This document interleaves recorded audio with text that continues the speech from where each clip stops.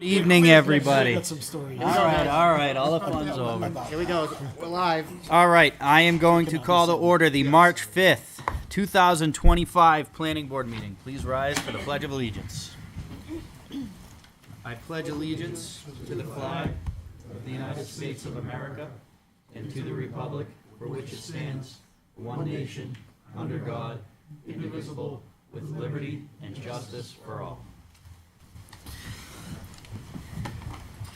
All right. We will start with our administrative board work here.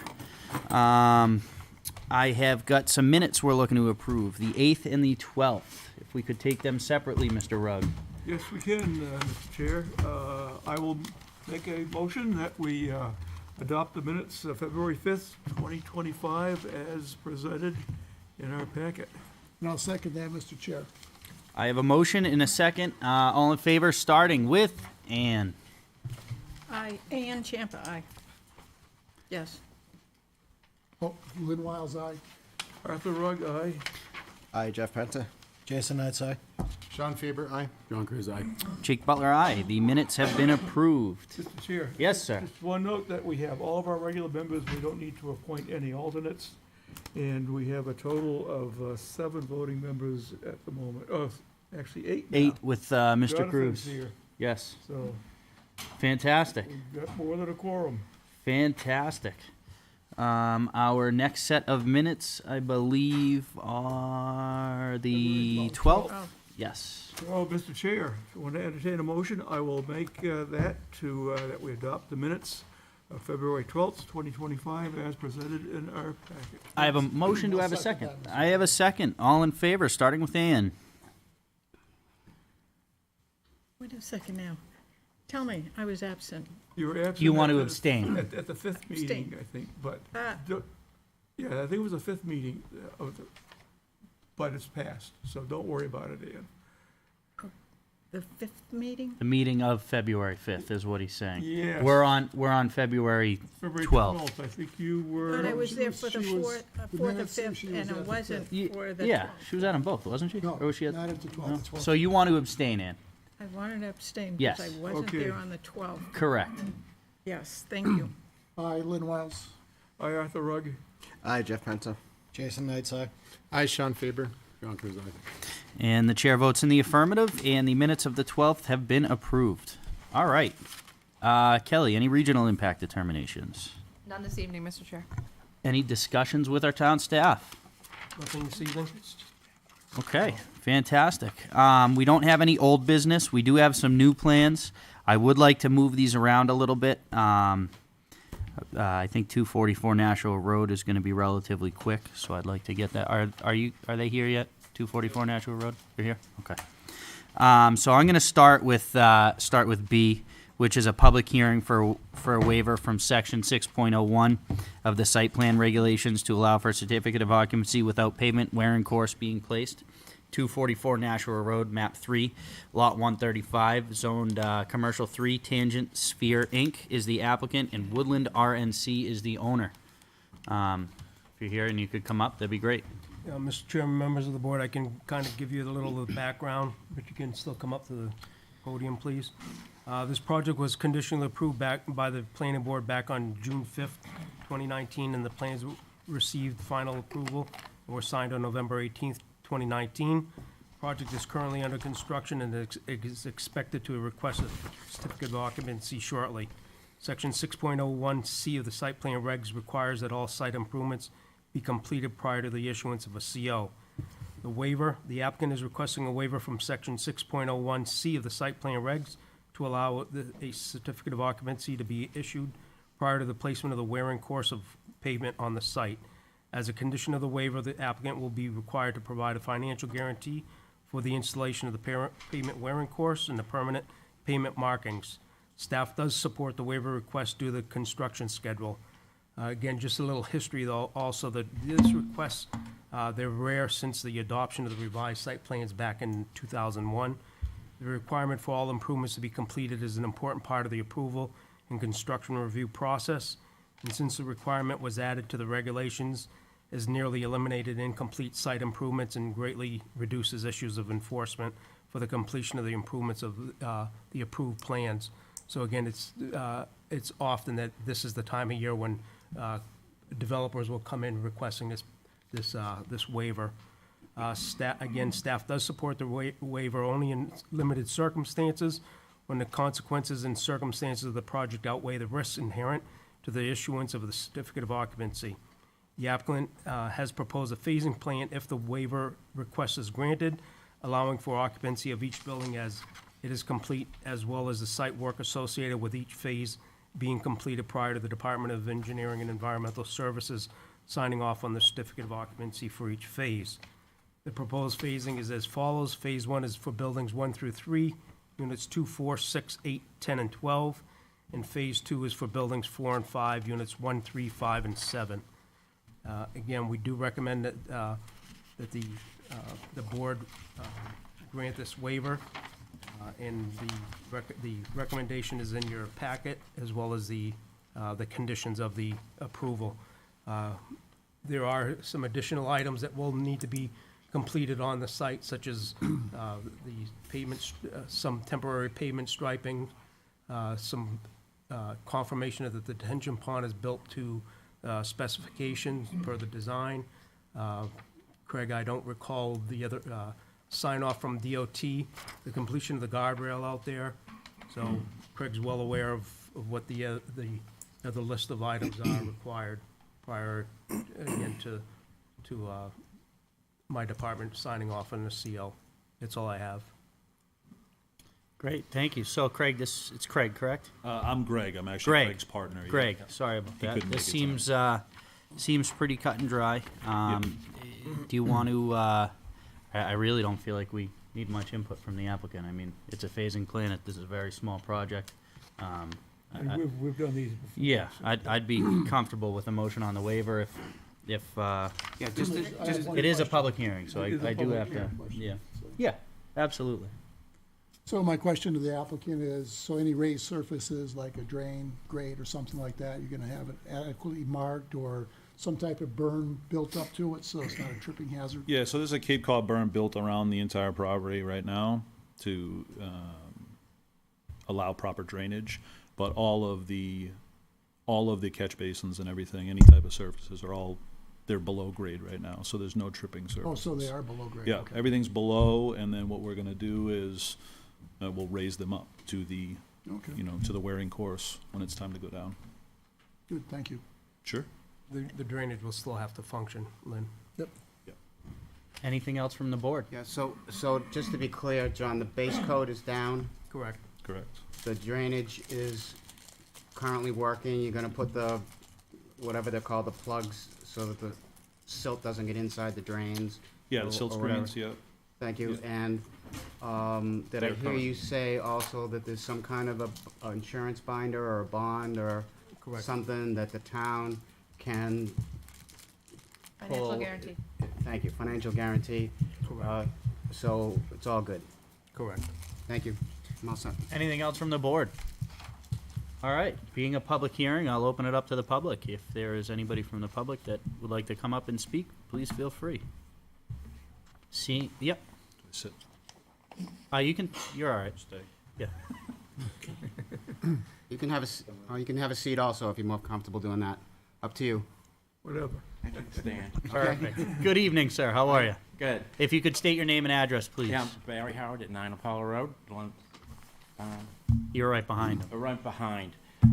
So I didn't know what this is, and that's why I said, well, I'll go and check it out. How does it say? Smart thing to do. Wearing course. So, That was so, my, like, wearing yeah. course. so essentially, I guess in layman's terms, if you will, there's 2 coats of pavement Right. on They a have the project. first one They have down the now. first coat down. What they're asking is to begin to allow occupancy in the buildings without that final coat Yeah. on, which is very common in a waiver that we see quite frequently. Yeah, I didn't know if there were people in it yet, or, so that No, was the occupancy no, thing. threw me correct. off, too, This yeah. is, in allowing this waiver, and John, correct me if I'm wrong, in allowing this waiver would allow them to begin to occupy the buildings. But they still do need to complete the final The wearing final course coat. before they can receive their bond back. and all. Water and all. There's a Correct. whole, yeah, Correct. so they figured that one out. What?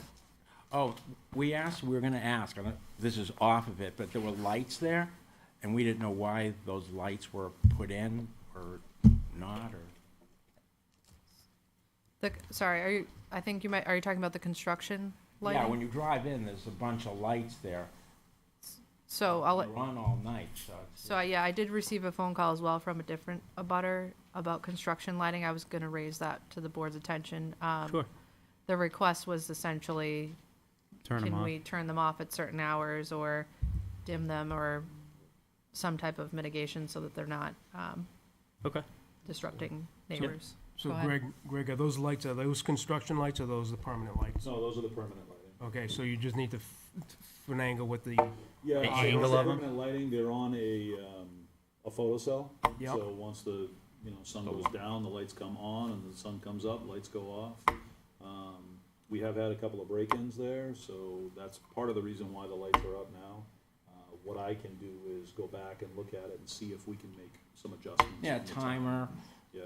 Either that, or Yeah. could, I get- could you it's maybe 5 angle them o'clock in the down a little morning bit and more? they're- Maybe they're kind of upright and facing into the woods where you could bring them down a little bit? I don't believe so. No? But I'll look Okay. into it. Yeah, I'm that pretty works. sure it's just a stand, it's a light It's a pole. stand, It's yeah, a, it's a- Oh, it's 15 okay. feet in Yeah, the that's- All air. I right, didn't all know. right. 15 feet in the air. Okay. yeah. And it's shaped like a light pole. Yeah, okay. I'm Yeah, so thinking, most of the manufacturers make shades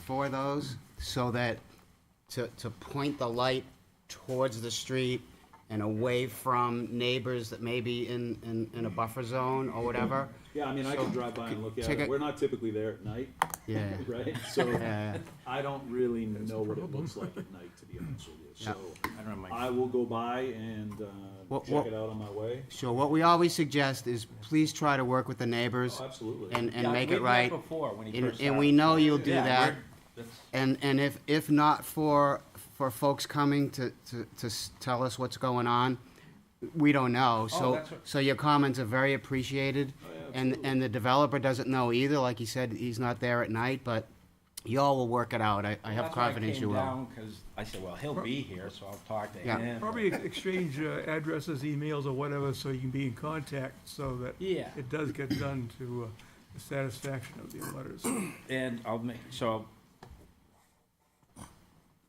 our house is behind it, so like if I was right now, if I'm in bed, I could see the lights. But the snows make it, brighter. obviously, I'm Yep. just saying, Yep. the snow, because the light hits the snow. But I guess it's more, because in the summer it could cover, but I don't know who called, because Yeah. they obviously have concerns. Yeah. But what I, I said, well, it must be a timer. Yeah. It comes on at So if, whatever, in the summer, but it's off at yeah, 1 in the morning or yeah. something. If we could, John, could you just follow up with them next week to make sure that they've gone out and you guys have taken a look and see if there's anything you can adjust on them to make them, I guess, a little less noticeable for the neighbors? We'd appreciate it. Yeah, I'll look into the shields. Yeah. Yeah, that's it. I know that's, Yeah, and to be clear, sir, unfortunately, it's never gonna be like it was when there was all trees there, right? It's not, No, th- that's there's, not what I'm- and when the houses are occupied and the kitchen lights are on, you're probably gonna see that too. I won't. And I have that They same face thing at this my way, house. And I'm over here. Yeah, but at any rate, it's, I know, they're gonna do the best they can, but it's Oh, don't it's worry, never no. gonna be the same, but everybody's gonna Don't work worry. together and make it right. That's all, Awesome. make it part of the, because it's like, something like the lights on, I wouldn't even, people live there. Yeah. Turn your lights Understood, understood. So that would never be an issue, it's more that the snow's hit, so I get up in the morning, it's 4 o'clock in the morning, it's Sure, like, I it's all understand. lit up. Yeah. So all I could think of is, well, there's gotta be a way to. Well, it probably is, but they may, but that neighborhood might decide that they want the lights on dusk to dawn. They may decide, once everybody moves in, they might decide that they want it that way. Right, he But, might look but at. there is some shielding that most of the manufacturers make that might help, it might not. They're gonna take a look at it and see Just, what happens. just to recenter us here, we are on a waiver for a parking lot, so. Oh, no, Yeah, thank well, I you, didn't know what this was, and so I didn't know what. Absolutely. it was, And I said, well, I'll find out.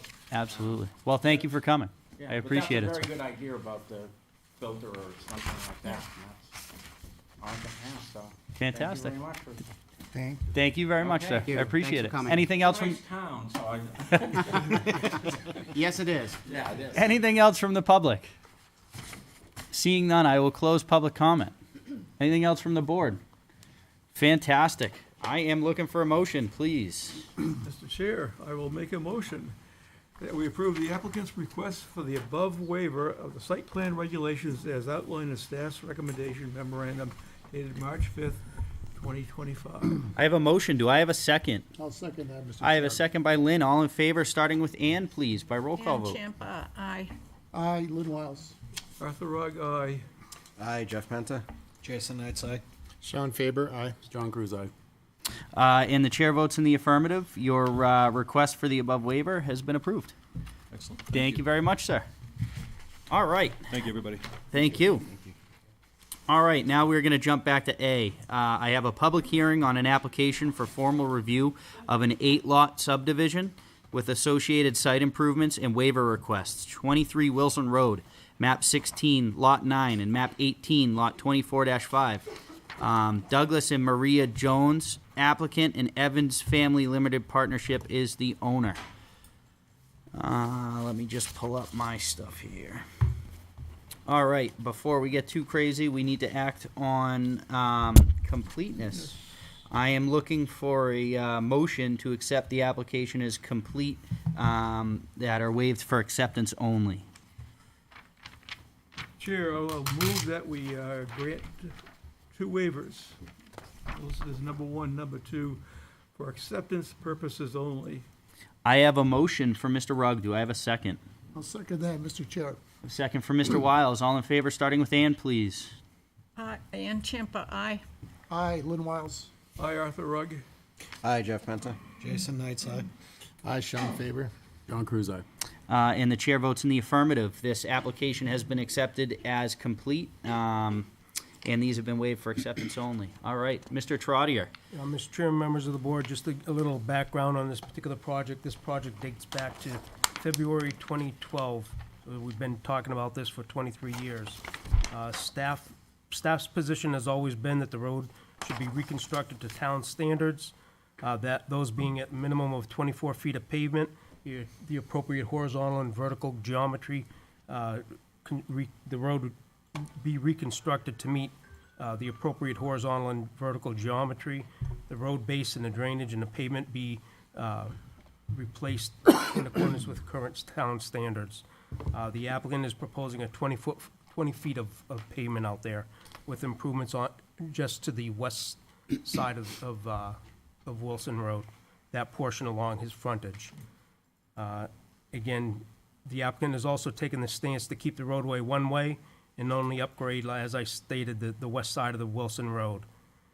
The staff continues to feel strongly that the shared opinion of our engineering consultant, other departments here in town, that any increase in the traffic on the subject roadway would result in safety concerns, and the improvements should be implemented as a condition of the subdivision. Staff had made a recommendation back in June 12th of 2019 to be followed, those being, and I believe that's all in your review package this evening, with there's 4 basic items that, how to proceed with this particular project. So staff's stance is still to follow one of those options. So that was back in the June 12th, 2019 memo that's in your file. That's all I have for now. Was that, when did they come, this had come conceptually, was that back in 2019? No, so this came to the board conceptually, I believe it was late fall, Okay, early yes. winter of 2024. Yep. The discussion at that time, the purpose was to discuss with the board some of the formal waiver requests that you'll see this evening. And staff, again, at that time represented essentially what what John just covered.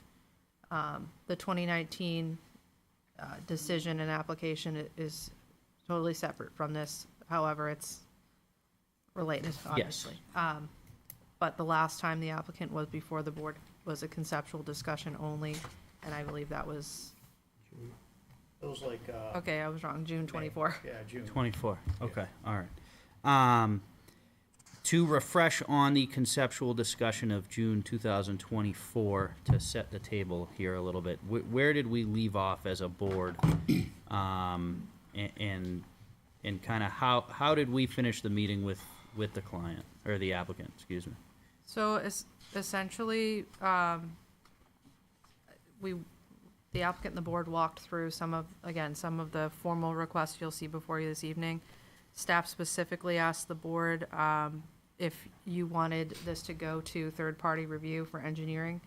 And the answer was yes, and so that is what we did for this evening's application, which you have in your packet, those comments. Yeah, and I think just to refresh memory here, was towards the end of it, we essentially acknowledged as a board that what they would be presenting is not going to necessarily comply with what staff's request was. We did ask as a board for the applicant to essentially present what they felt as though they could do with it. We did ask for it to go to third-party review, so that way we had our comments back from our third-party review and staff. But ultimately, we as a board recognized that we would more than likely have some decisions to be made on this. With that, I will turn it over to the two gentlemen I have in front of me. You want to start? Or do you want me to start? Go ahead. Good evening. Rob Deegan with S&H Land Services, representing the applicant. And with me tonight is John Roque of Roque Consulting.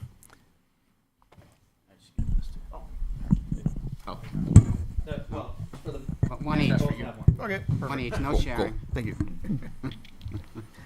So, as stated, we're looking to create 8 new residential lots along Wilson Road, with the proposal to remain one way, and also doing a lot line adjustment with lot 24-5 at the northerly end of the project, because they have an outstanding, I believe they actually had a variance for it at some point in the past, if memory serves, but their house is very close to the property line, so we'd be expanding their lot a little bit so that they, have a little yard space around themselves before it's onto Charlie's land. And we've requested several waivers. A number of them pertain to the road design, and I'll let John speak to those. The rest of them, most of them pertain to the lot itself is about 190 acres. And so we are asking to only do like the HIS mapping, the wetland delineation, and that kind of thing on the 15 or so acres that we're looking to subdivide, and not over the entire property.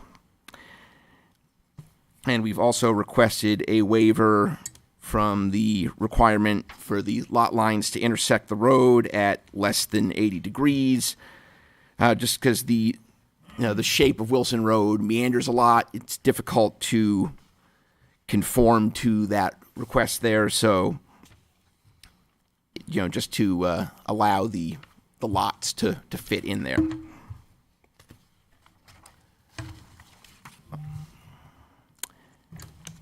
Other than that, we have provided all the requested, lot calculations, HIS mapping, wetland delineation, proposed wetland markers, etc., for the, the area being subdivided. And you have anything to add on the? I can start in on, if you have any questions about like the subdivision plan itself and the waivers related to that, that'd be good to ask at this point for him. Sure. Well, why don't we let you keep going for Okay, now, that's fine. and we can come back. Okay. Can you bring up the presentation plan, just so you can see the overall, a little bit differently. Did you send it? Yeah. Yeah, we had checked in earlier today. It was all loaded yet. Yeah. The one that says presentation? Is that That's not yours? Or maybe I Yeah. labeled it wrong? No, no, not as that's that. something else. Okay.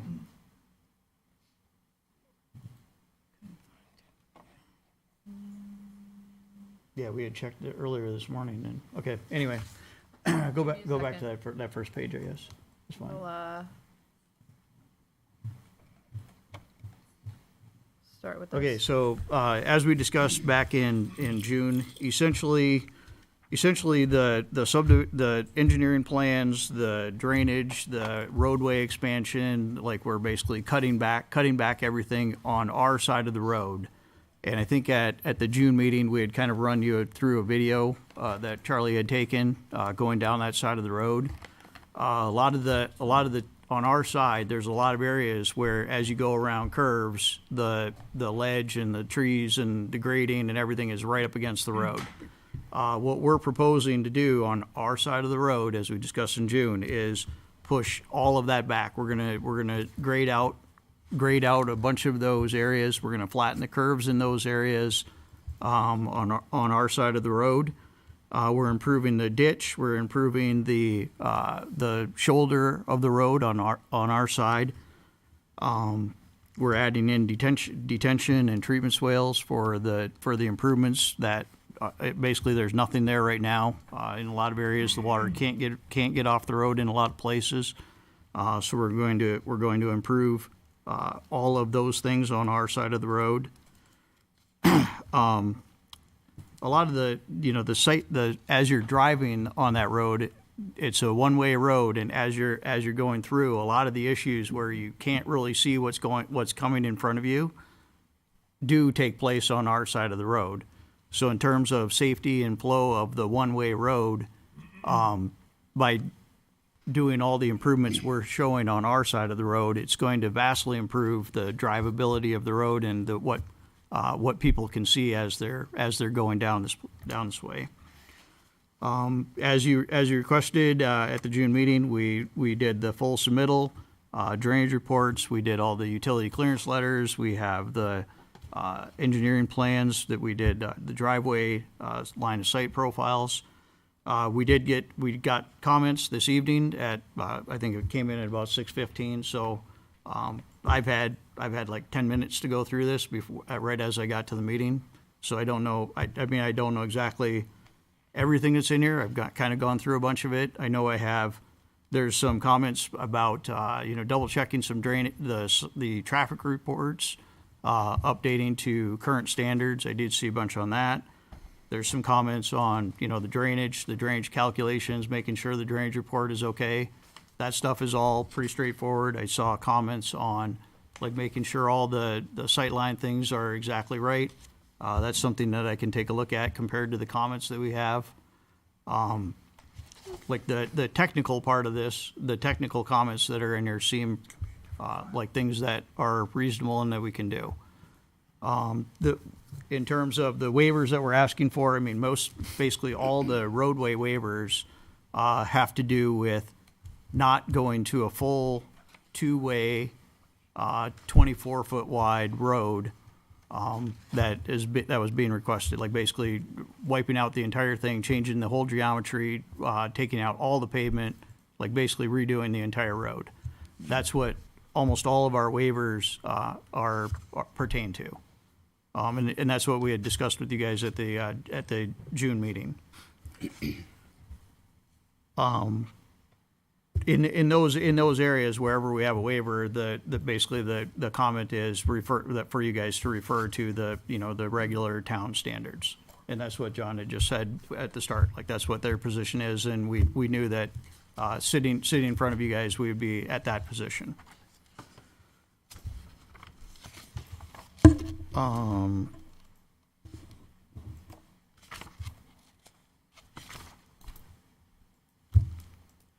But essentially, a lot of the stuff we had gone through with you, it's all now it's the actual formal submittal. The plans have all been completed, other than working through the technical comments that you guys have seen also now. That's where we're at with the plan. All right. Before we come to the board here, I know, John, you've talked a little bit. Do you have anything you want to add to your part of the discussion before we come to the board here?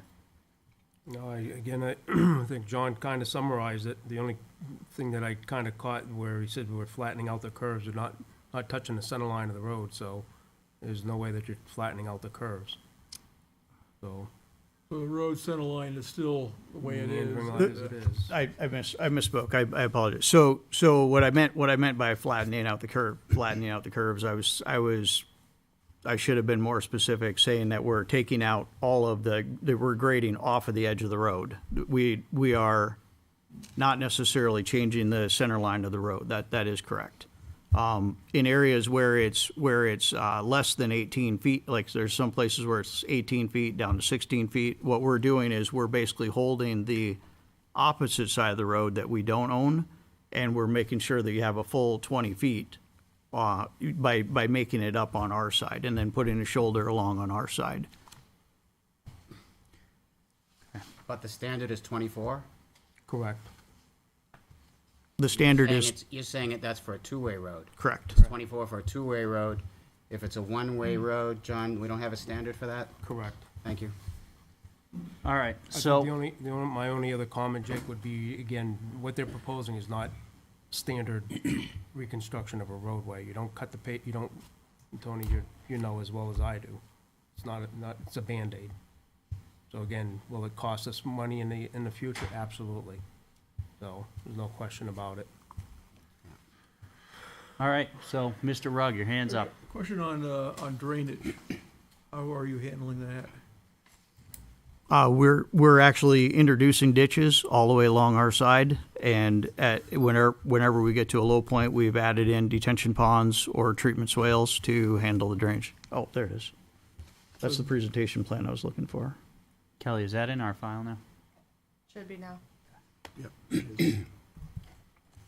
Sorry, 8:30 No. this morning, I got it. All good. Yeah, so as you come down the road, kind of in the after the fifth lot in from the left, there's a little detention pond and treatment swale there. And then as you get down to the far end where the lot line adjustment is, the far right on the screen, there's a detention pond there. And then what you're seeing, that long little leader, is a way of daylighting that detention pond out to the wetland to the rear. Right now, the water that gets into that area has no place to actually daylight out, and it basically stays along Wilson Road. So in terms of by adding the ditches and adding the drainage, we're accounting for the new houses and the road and the drainage that's actually getting off the road. We're giving it a place to go. We're detaining it, treating it, as right now today, it doesn't have any of that function. Thank you. All right. Anything else from the board before I get going here? Mr. Rugg? I noticed that the southernmost two lots, there's a bit of a common drive. How do you propose to handle the common drive for that? There'd be an easement document that's part of the deeds for those two lots. There would have to be shared maintenance of that driveway. Our past experience with something like that, it doesn't always make for the nicest of neighbors, so beware of that. There could be problems. And the other thing I had was, these are split lots. Part of the lot is zoned AR1 and part of the lot is zoned Industrial 1, I believe. And we like to keep the lots all one zone. Since you got houses on them, to me, you should at least change the zoning so each lot is all AR1. So just to point out, that is part of, that is one of our comments, and it would be a condition of approval should the board act on the application in that way to address the the zoning. Okay, that's good. Mr. D, you had your hand up. Thank you, Mr. Chair. With your permission, I'd like to do a little show and tell on the board. By all means. Want to roll the drums, Tony? I'd like to speak to the applicant. Absolutely. So if I'm understanding it correctly, sir, you will be building the homes on whatever side of the road this is. It looks like the west side of the road? Westerly side. Okay, Yep, the westerly side. correct. And so the improvements that you're gonna make are on the westerly side of the road, Correct. including adding width where it's necessary, Correct. drainage, whatever where it's necessary. And on the east side of the road, what's gonna happen to that? Nothing? It stays exactly as It's is. exactly the way it is. Correct. So no change to the drainage, nothing about anything. Whatever happens, even though you're gonna do a shim and overlay here, if the water drains and puddles from your new shim and overlay to the east side of the road, what's gonna happen? You don't The- care. No, we don't have any rights to do anything on that side of the road. We would have to go and try to get easements from every single abutter on that side of the road. And what we're proposing is what we have full rights to be able to do on our own. But you understand that could create a problem for the people on the east side of the road. What you're doing we don't know because you haven't done a study, that could create a problem for the people on the east side of the road. Maybe. We don't know. We'll leave that there for now. Can I continue?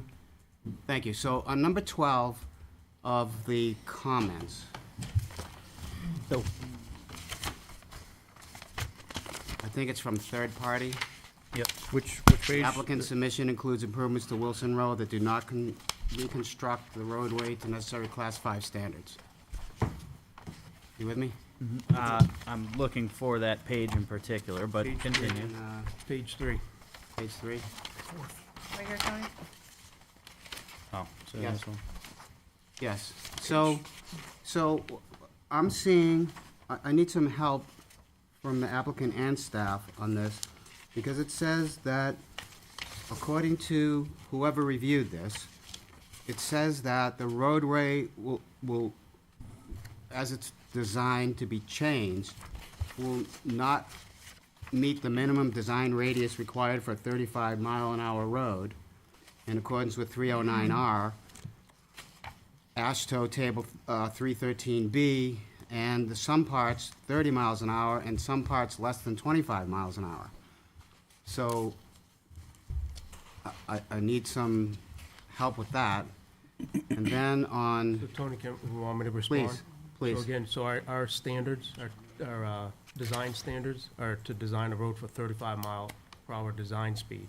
So as I continue to say, there's no change to the horizontal or vertical geometry of the road. So those speed limits, that's how you set the vertical or horizontal curvature of the road, Yeah.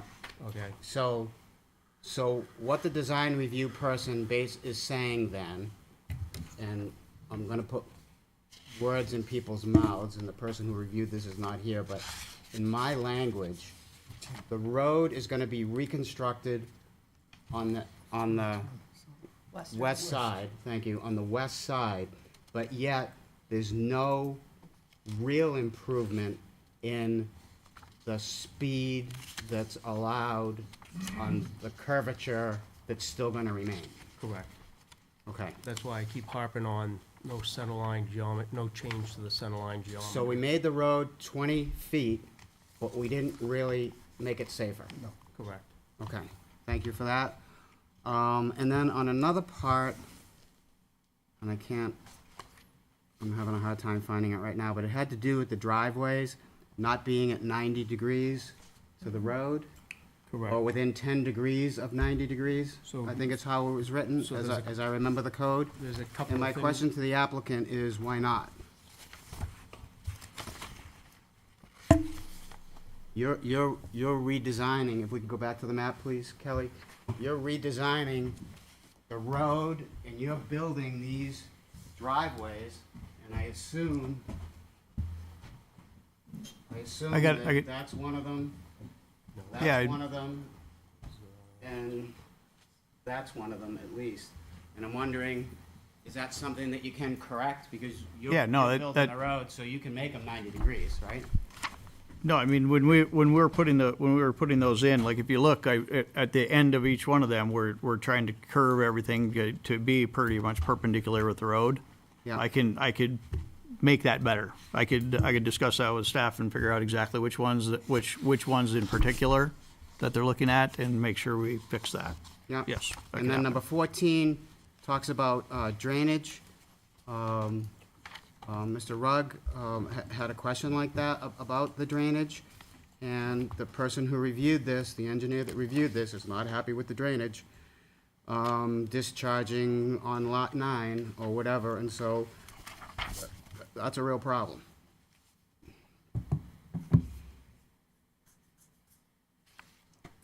And I apologize to you for getting these comments 18 minutes ago, or whatever it was, and I understand that you're at a disadvantage right now.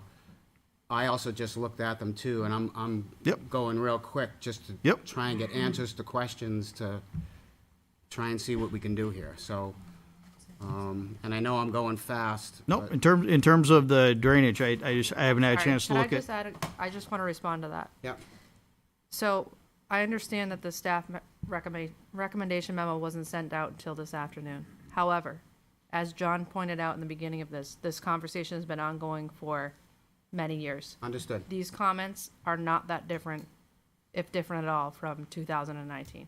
Yeah, So this isn't, I just want to be clear, shouldn't be a surprise to anybody yeah, that this is what the comments are. got it. And I think I'm being kind of strong. I just want to make that clear. So I'm going through it. So anyway, that's what I have for right now. So in terms of the road and the geometry and not changing the geometry, part of what we're trying to do here is we realize that the board is not going to approve a road frontage subdivision, we originally had submitted this, I think, as just a road frontage subdivision. It's a class 5 road, town maintained, submitted it as is, like basically just subdivide and do road frontage lots without upgrading the road. And that didn't go anywhere. So what we're doing is doing everything we can on our side to improve the visibility of the road as you drive through, improve the drainage, get the water off the road, do a lot of different improvements that will improve the safety of the road, but not by reconstructing the whole road. So that's the premise of what we're And proposing. you'll probably remember my comments from last time about shim and overlay, about how we know it's gonna unravel. And me, as one person here representing the taxpayers of Londonderry, I have to make sure two things happen. One, that the applicants get treated fairly, right? Yep. In working with staff and us. And number two, I need to also work to make sure that the taxpayers are protected as well. Because once you're done, once your client is done with the project, the town owns the problem, if there ever is a problem. Yep. And we know a shim and overlay is gonna is gonna unravel. We know it does. That's how it works. Yep. It's shim and overlay is a Band-Aid, Yep. right? So I can't change my comments from however many months ago it was about the shim and overlay. Yep. I think it's gonna be a problem. I think it opens up the taxpayers to undue costs down the road. How many years? We don't know. And there's not much else I can say. Okay. I'm in a bad place. No, and as part of this application, what we're trying to put forward to you guys is there's no plan for being able to improve Wilson Road compared to what it is right now. Like if it was left as is, undeveloped. The improvements that we're proposing to do and the shim and overlays and everything, all the things we're proposing to do to the road might not happen at all, and the entire burden will be on the town of Londonderry. Understood. Understood, but you're also, and I don't want to be argumentative, but No. you're also adding traffic to the road by putting in the additional homes. Correct. A certain amount, yes. It's not a. There's a lot of traffic through, study there's a says lot it's of not through lot. traffic. 8 houses. Yep. Two cars per house, 16 cars, that's more. Yep. That's more than 0. Yep. So, thank you, Mr. Chair. All right. So I want to get back to where we were in the direction we gave this applicant in last year. We as a board recognized everything that you just said. We as a board, I believe, collectively said we would be comfortable with something that was not to town standard, because we have a road that does not meet any town standard. We have a road that is been in failure for umpteen years. I think it was 2002, it became a one-way or something like that because of people were worried about going down at 2 ways. We all acknowledged that whatever they presented was not going to meet town staff, engineering's recommendations. We all acknowledge that, and we're comfortable with that. I just want to remind the board of that. I would like to understand a bit more of what exactly your plan is to upgrade the road. If there is, is this entire road being shimmed and overlaid? Is it only a portion of the road is being shimmed and overlaid? What is your plan with what's there? Because certainly adding 2 feet to the edge of the road is, I don't feel is what is a reasonable. You're asking a big ask of us. We certainly need more than 2 feet to the edge of a road and some drainage to be comfortable with going against what the standards are. Again, town of Londonderry does not have a one-way standard. What exactly are you doing to the road? I understand that you're making some improvements to the west side of the road in terms of drainage, not making any improvements to the east side of the road to drainage, which there's no improvements there today. So I'm not sure anything would necessarily be changing. So my question for you is, what is happening from Lance Ave to, is that Old Derry Road? Old Dairy Road. What is happening to the pavement from Lance Ave to Old Derry Road? Is anything happening to the pavement? That's what we were looking at. We were doing the saw cut and doing the shoulder and and all of the improvements to get base on our side. And what we were talking about is doing an overlay of the road that would I believe do the whole 20 feet from Lance Ave to the end of our project. So you're making improvements to the west side of the road, including gravel improvements underneath. Shoulder improvements. improvements, thank you. We're increasing the pavement width to 20 feet, a full 20 feet width, And then you are and then overlaying. and then a 2-foot shoulder. So it So you're ends going up being from 18 or 19 feet to 20 feet plus 2 feet. So it ends up being like 22 feet. 22 feet. Yes, because we have our full 2-foot shoulder and then our ditch In the entirety of that road from Lance Ave from to Lance Old Ave Derry, to the end of our property.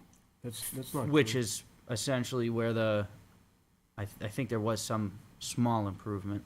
So if you look at the detail behind you, Jake, Yep. okay? I Yeah. have it right on. Yeah, so if the Right here. pavement width is 17 feet, they're gonna cut the edge of pavement, they're gonna add 3 feet, they're gonna put 5 feet of gravel, right? Because this 3 feet would be for the pavement, the extension of the 3 feet of pavement out there. Then the other 2 feet is for the gravel shoulder. So it might be 3 feet, it might be 6 inches. Yeah, they're when you bringing look at it to 20 feet. When you look at the. Plus the 2 feet of the sections, shoulder. Yeah, so it's very minimal. Correct. There's no shimming of the roadway whatsoever. You Well- shim a road to get the crown back to the road, to get the shape back to the road. There's no calling out of shimming of the road at all. And this is what I'm trying to ask and get to, is what So is. it's really just And that's- overlay. That's why I'm telling you this, because again, if you look at that plan, Jake, again, where it says widen area, C sections, those are the only spots. It's not from Lance all the way to the end of their property. And this is what I'm asking. And that's Is why I'm this responding, road 'cause being you're gonna get overlaid the from answer. the Lance Ave to whatever the end of your property line is? This is not something that's going to be, I know, Kelly, scroll up a little bit. So you are widening these areas that are marked in blue, but you are overlaying the road from Lance to the end of your, for all intents and purposes, just call it Old Derry, but I know it's not. But your frontage of Wilson Road is being overlaid. The 20 feet of Wilson Road from one side to the other, from Lance Ave to the edge of your property line. Correct. And you are, to that, there are sections of this road that are not 20 feet wide that you are going to widen out to 20 feet and then provide a 2-foot. And provide the 2-foot shoulder on top of that, and then do the overlay of the road from Lance Ave to the end of our property. How about the areas of this where you are not widening, so they are at 20 feet? Are they getting a 2-foot shoulder? Yes. So The you're, 2-foot shoulder gets added everywhere. so the 2-foot shoulder is getting added from Lance Ave to the edge of your property line. Again, call it Old Derry Road for all intents Yep, and purposes. correct. I know it's not, it's probably 200 feet before that. Yes, correct. So everywhere where I see that red line, Yep. there's gonna be a 2-foot shoulder that is not there now, you will be adding. Yeah, I believe so, because I think we have a couple, like, even where it gets up to Lance Ave, I think we have a couple improvements we gotta do to match in with the last existing subdivision that was road. done. For The drainage. two-way. Yep, Okay. Yep. So, to unravel that and make it a little more clear for the board, there are specific areas that are not 20 feet wide that you are bringing to 20 feet wide. correct. Kelly's got them marked out here. Then there is a shoulder being added to the west side of Wilson Road, the one-way. And the applicant is going to be overlaying the entirety of the road from Lance Ave to the edge of their project. So from where Kelly is to right there would be overlaid in its entirety. Correct. Okay. So, rewind a little bit here, board, when, and I'm not sure that we have the exact answer yet, but rewind here a little bit when we came here conceptually. We asked them to present something that would put this road in a better position than it is today. The current condition of the road is very deteriorated. The edge of the road is essentially, some parts of it is the woods. There really is no cut back on the edge of the road or anything like that. Does the board feel as though there's a significant improvement to this road would be my first question. I'm not asking if it meets a standard. I'm asking if the board feels as though there's a significant improvement made here. So for the record, Mr. Chair, you clarified something that I was misunderstanding. That's why I'm trying to clarify it. And I did not realize that the overlay would go the entire 20-foot width of the road. Correct. I thought it was just gonna be a patch Here and there. shim and overlay. Correct. With that, the crown of the road can and should be changed as a shim and overlay. And I would suggest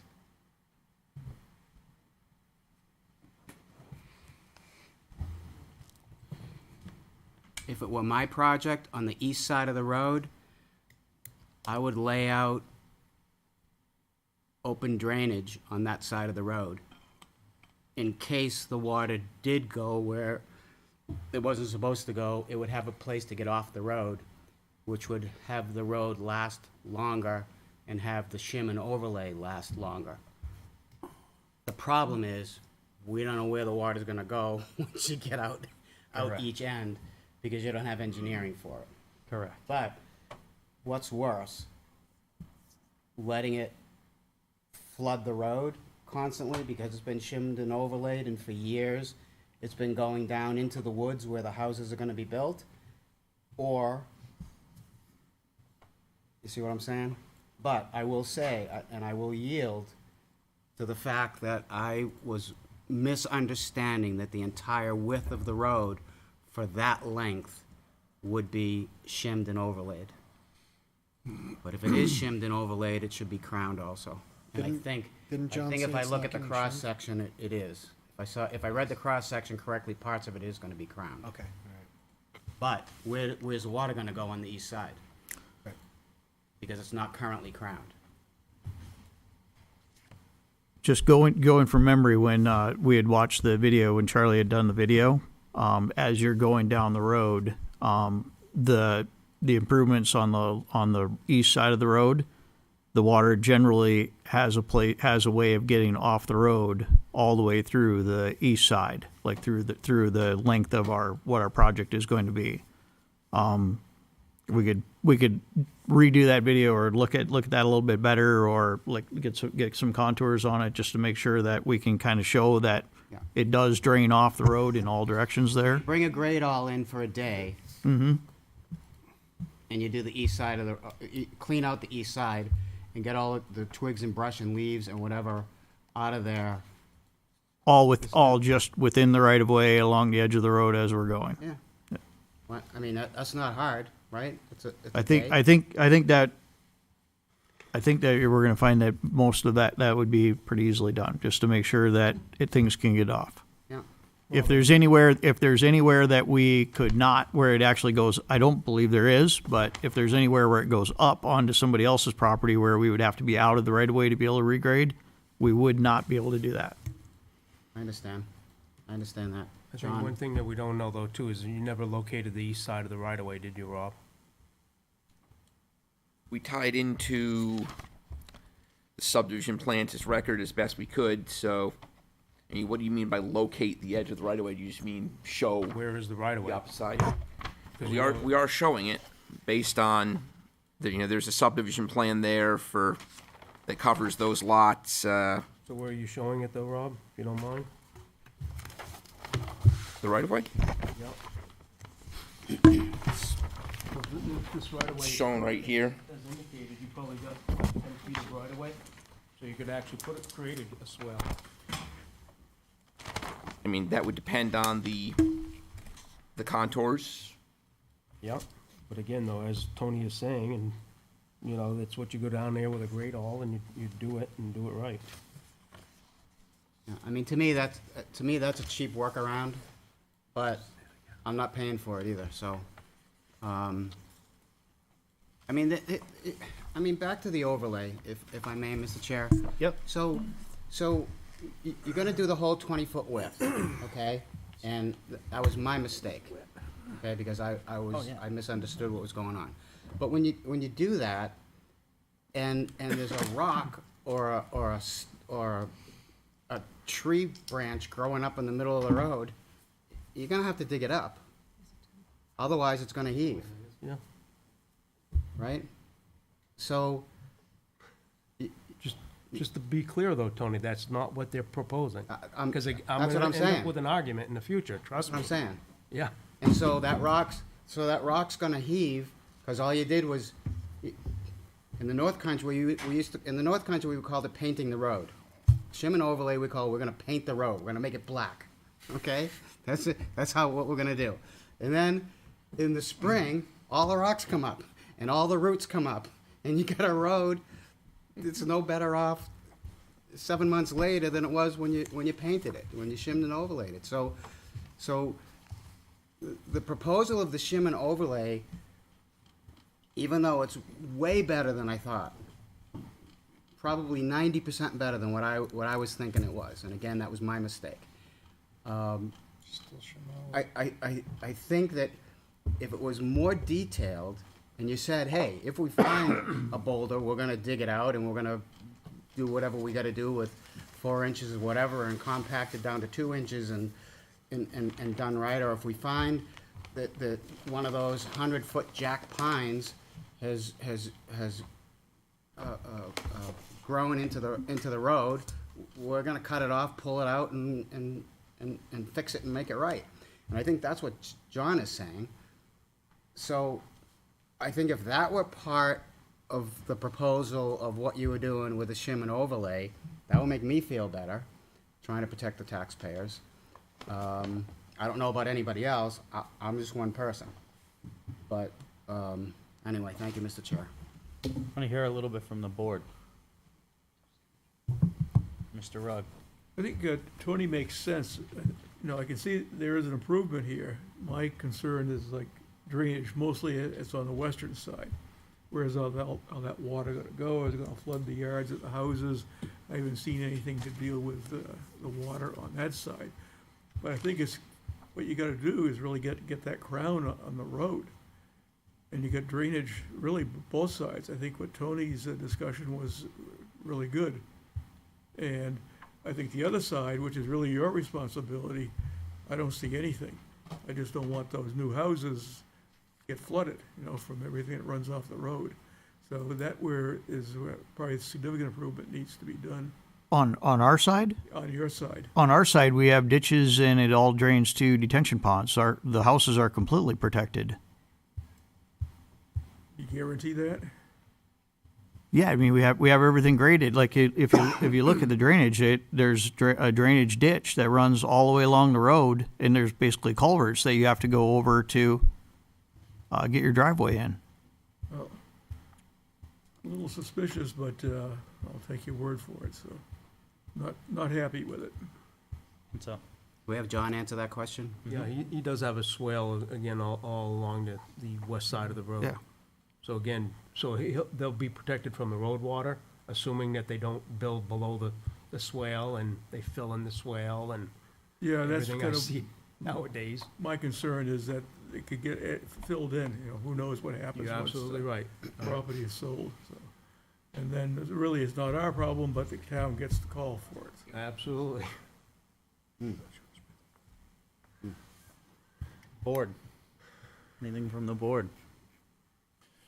I think I agree with Tony. You know, if we're going to do significant improvements to the road, and again, it's significant, but if it's not long lasting, if all of a sudden the whole road gets destroyed in a shorter amount of time, I'd like to see a little more guarantees in this too.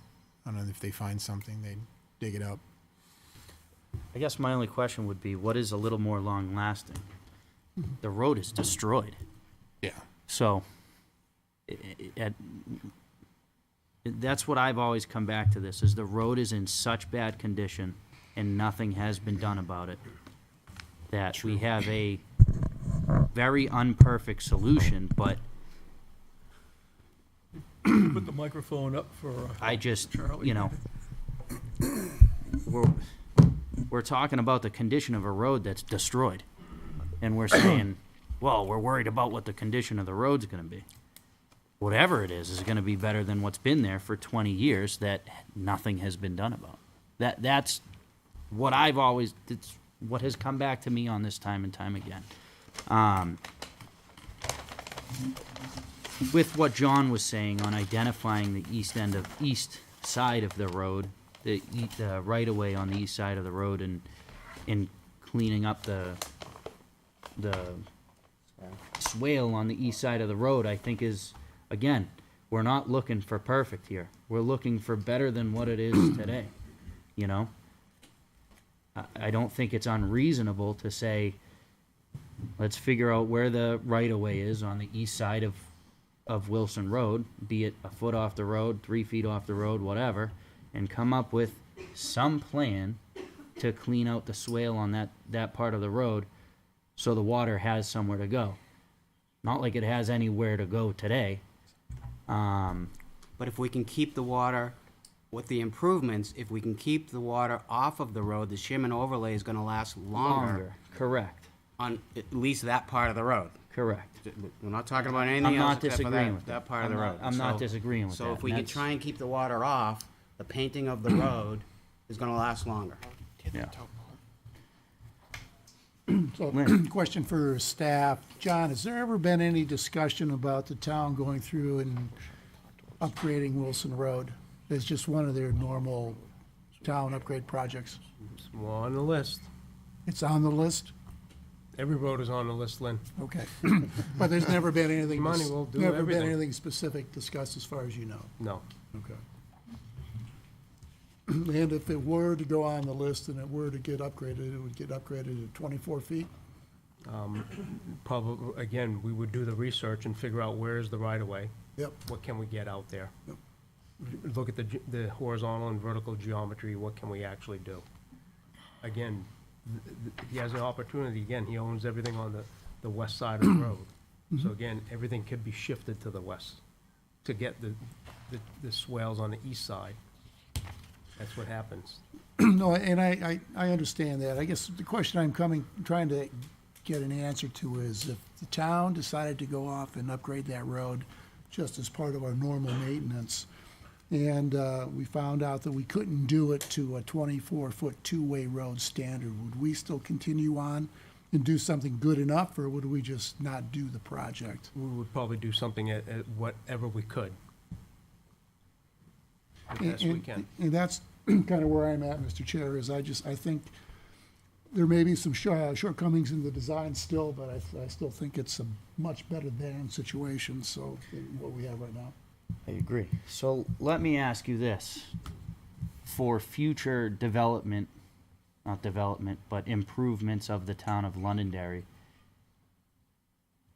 is there a way to give the town of Londonderry an easement that would allow for, if the town were to choose to upgrade this road to their town standard, is there a way to do that through giving an easement on the west side of the property? I don't think there's enough room. We've never To straighten that out. never had the proper geometry put to it, Jake. Mostly because of that one big curve, I would assume, is Correct. the biggest issue there. Yeah, so again, and that, you're absolutely right, so that's what we would end up doing, put the engineering to it, put the geometry to it, and where, and how far would the roadway, particularly the big hook, how far would that roadway have to be shifted to the west? So in reality, with everything I'm hearing and from what I can see, if the town said we're gonna fix this road, they wouldn't fix it to their own standard. They would do everything they could to better the road. Correct. Is that a fair assumption? Yep.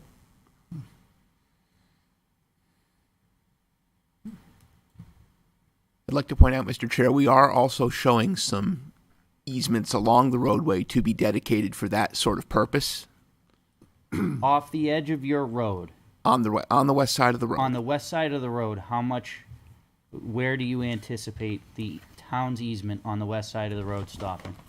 We showed Is that what on- that dotted line is? That dark dash line. This one right here? trying to find a good page to look at here, so. Right, where Is is it the darkest line on the subdivision plan? It's Is the- that a Dotted line? Kelly, can we, oh, you got a different plan up there. Which sheet are you on? On sheet 6 of the subdivision plan.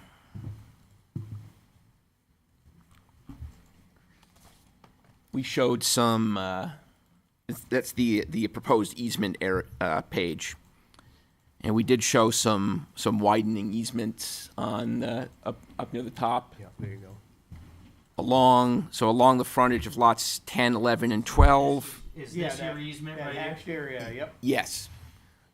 So you're you guys coming go around way- that big curve, yep. Where this curve is, you're coming way off of the road. What's the edge of the road on this? This black checkered line? Yeah. Correct. Yep. Is that the current edge of the road or the proposed? That edge is of the road? current Current edge edge. of the road. So there is some significant easement additions going into That's actually where right-of-way. these curves are. Yeah, we were on your proposing list.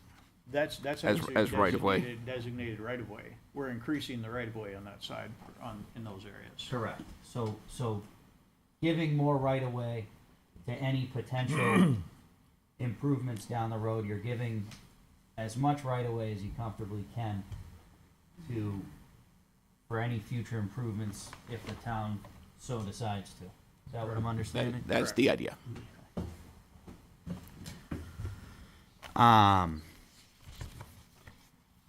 So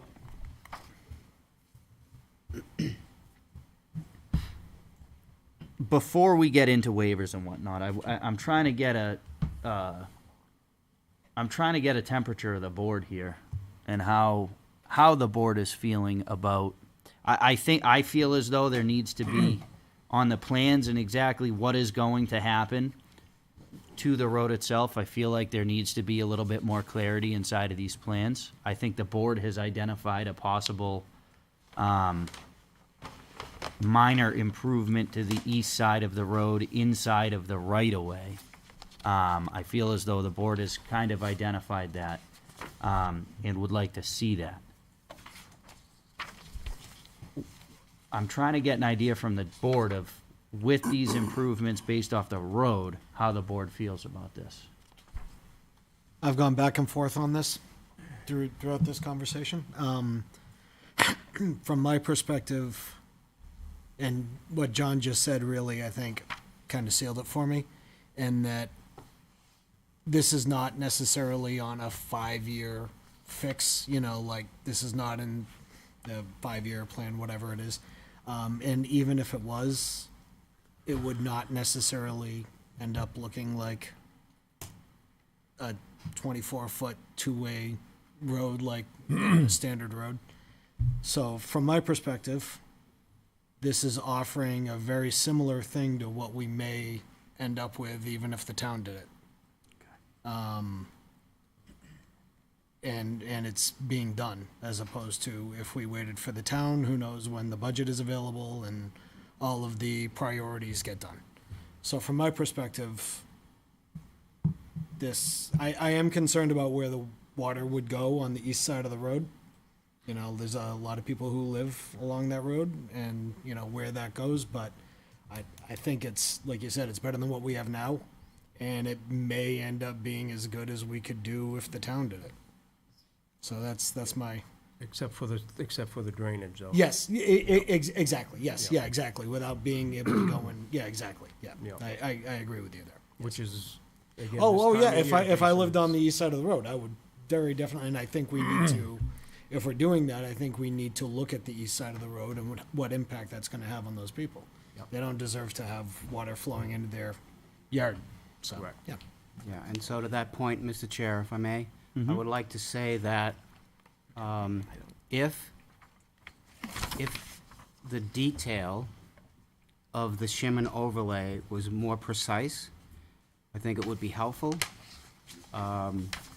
Rocks, boulders, stumps, whatever, coming up through the road, removed and whatever, to whatever standard.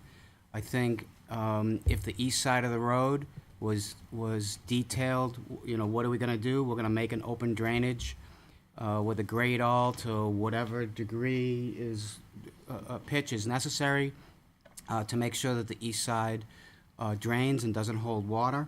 And also, don't forget, you also have where the shim and overlay is gonna end on the, for lack of a better term, north and south side, right? And so you have a choice. You can either lay it down to 0, which is guaranteed to unravel. You can keyway it. You can transverse joint cut it.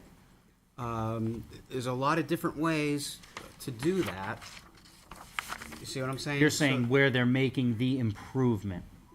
Where the improvement ends on each Yes. side. Yes. On the north end and on the south end. Yes. Where it Okay. ends. Okay. There needs to be a Thank you. detail of how they're gonna address that. Yeah. Because to me, I think it's a disservice to the taxpayers if they just layer it down to 0. I would agree. I think that, agree. that's not, That's where it starts. that's not a good thing, because that's where it's gonna start to overlay, unravel. Get a and winter. It's just gonna Wouldn't keep get a on, winter.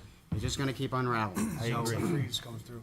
Yeah, exactly. So, So that's where I'm, but I think, for all So- intents and purposes, I think, my rethinking as the vocal minority, you vocal? is that, it is pretty good with those additional things added in. So that before it's we, more precise. before we even get to this, my question would be to the applicant, are you guys open to some of what's been discussed tonight? Certainly, but I think that one thing to keep in mind, that right now, the east side is not having any drainage problems. You haven't had any complaints, people on the east side, with the weather current Look situation? back in the complaint file, Charlie. Anyways, I think if they were significant, you'd remember. So my point is, we don't want to introduce more water to the east side. Yeah. So when we overlay it, we want to Oh, yeah. pitch it as Mr. much Evans. to our side. Mr. Evans, hold on. Oh. Can we sorry. get your name and address, I'm sorry, please? Charlie Evans, general Thank you. partner of Evans Hamilton Partnership. I live at 22 Goonan Road in Hooksett, New Hampshire. Thank you. Sorry about that. So you don't want to introduce more water to the east side because there's limited ability to treat and deal with that water. So when we put the overlay down, we want to make sure we get as much water on our side. And then if there's any unsuitables, boulders or stumps, I certainly going to dig those out. We're not going to pave over them. I mean, we're going to be having house lots there. We don't want people having stuff popping out in front of their driveways. My question for that would be is I mean, the whole road is unsuitable. So how are we going to dictate, or how do we, I'm talking out loud here, how do we decide where this line of responsibility lays? Because again, this whole road is unsuitable. So, and that's why, Mr. Chair, that's why it needs to be I can think detailed. I can think of, the easterly side or the northerly side of Wilson Road. There's probably a boulder the size of this room sticking out that's just got a little metal marker at it so the plow doesn't hit it. The plow guy loves it. Yeah. That to me is like, all right, let's look at that and try and clean it up. So I think, to be honest with you, I think that if we're going to do this, this is going to involve, and again, we need to keep in mind the fact that none of this is going to meet the town staff standard. So we can count on them on not giving us an opinion outside of what the standard is. So I think I feel as though that this does require an extra step from the board, and the board needs to go out there as a meeting and decide what the board sees as unsuitable. You're not gonna see unsuitable, though. It's under the pavement. Correct. But I do see the boulder that's sticking a foot out of the ground. Watch out for it. So If I may. yeah. So, Charlie, we've known each other a long time. Right, I've been around a My long benefit time. of You've been around longer. Is that to my benefit or yours? Yeah. So, I couldn't reason. I'm funny. Go ahead. so, I know how you do things, right? This isn't about you. This is about protecting the taxpayers and having things in writing, right? Everything's got to be in writing nowadays. That's just how the world works. When you and I knew each other 40 years ago, a handshake was how business was done, right? This is a different world now. Now everything, it's all about the details. It has to be. There's just no other way to do it. And unfortunately, there's people unlike you that would paint over a 14-inch rock and sleep all night long and not care about it. And so that's why everything now has to be written down. That's why everything has to be detailed. That's why everything is the way it is. That's why we're having this meeting tonight. It's just how it is nowadays. And like I said earlier, we're trying to make it work both ways, for you and your company and for the taxpayers as well. And we're trying to, we got to protect the taxpayers as well. So to Jake's point, we got to come to some kind of determination. How good is good enough? How bad is not good enough? Where do we stand? Because all we have to work with is a town standard or nothing. And we're trying to figure out a way, can we bridge that gap, right? That's really kind of what we're doing. I mean, there's two choices tonight. We can all go home and leave it alone, forget about it. Yep. Or your town can end up with something far better than what they have now. I've met with the fire department out there. They said 20 feet of pavement is adequate for their equipment. Yep. I've met with all the homeowners up there. They don't want a two-way street. Because if you go back in the history, that's a cut-through, and the Lamontagne built all those houses in Millbrook Pond, Mill Pond Crossing, and no one addressed any off-site improvements for Wilson Road. Right. And I went to the Highway Safety I Committee. think, for clarification, Mr. Evans, there was an improvement to the not to Wilson Road, but there was an improvement from that development to the intersection of Wilson and Old Derry. Just for Right, out on the clarification. main Though I road. hardly call it an improvement, Right. there was an improvement made there. But no one addressed, and I don't know how they did Correct. the traffic studies, but Wilson Road, people see Wilson Road on an angle, and they see Auburn and Old Derry as a 90-degree turn, and they say, this is faster. Well, I've driven it, it's 24 seconds faster to go this way, and to go over the, through the woods of grandmother's house and around the corners. So I went to the Highway Safety Committee and petitioned them to have it no-through traffic. They went and did that. Public Works put the signs up, had some police enforcement, not a lot, but we cut based on our traffic study, and John has a letter that we cut the traffic by 150 cars a day, which is more than what we're going to generate. And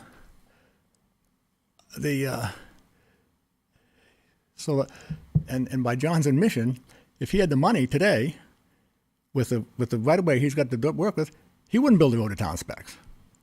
So, I don't know what the difference is, except that if it's left alone, it's never going to be fixed. And when we're done with it, you're going to have 8 more houses, correct?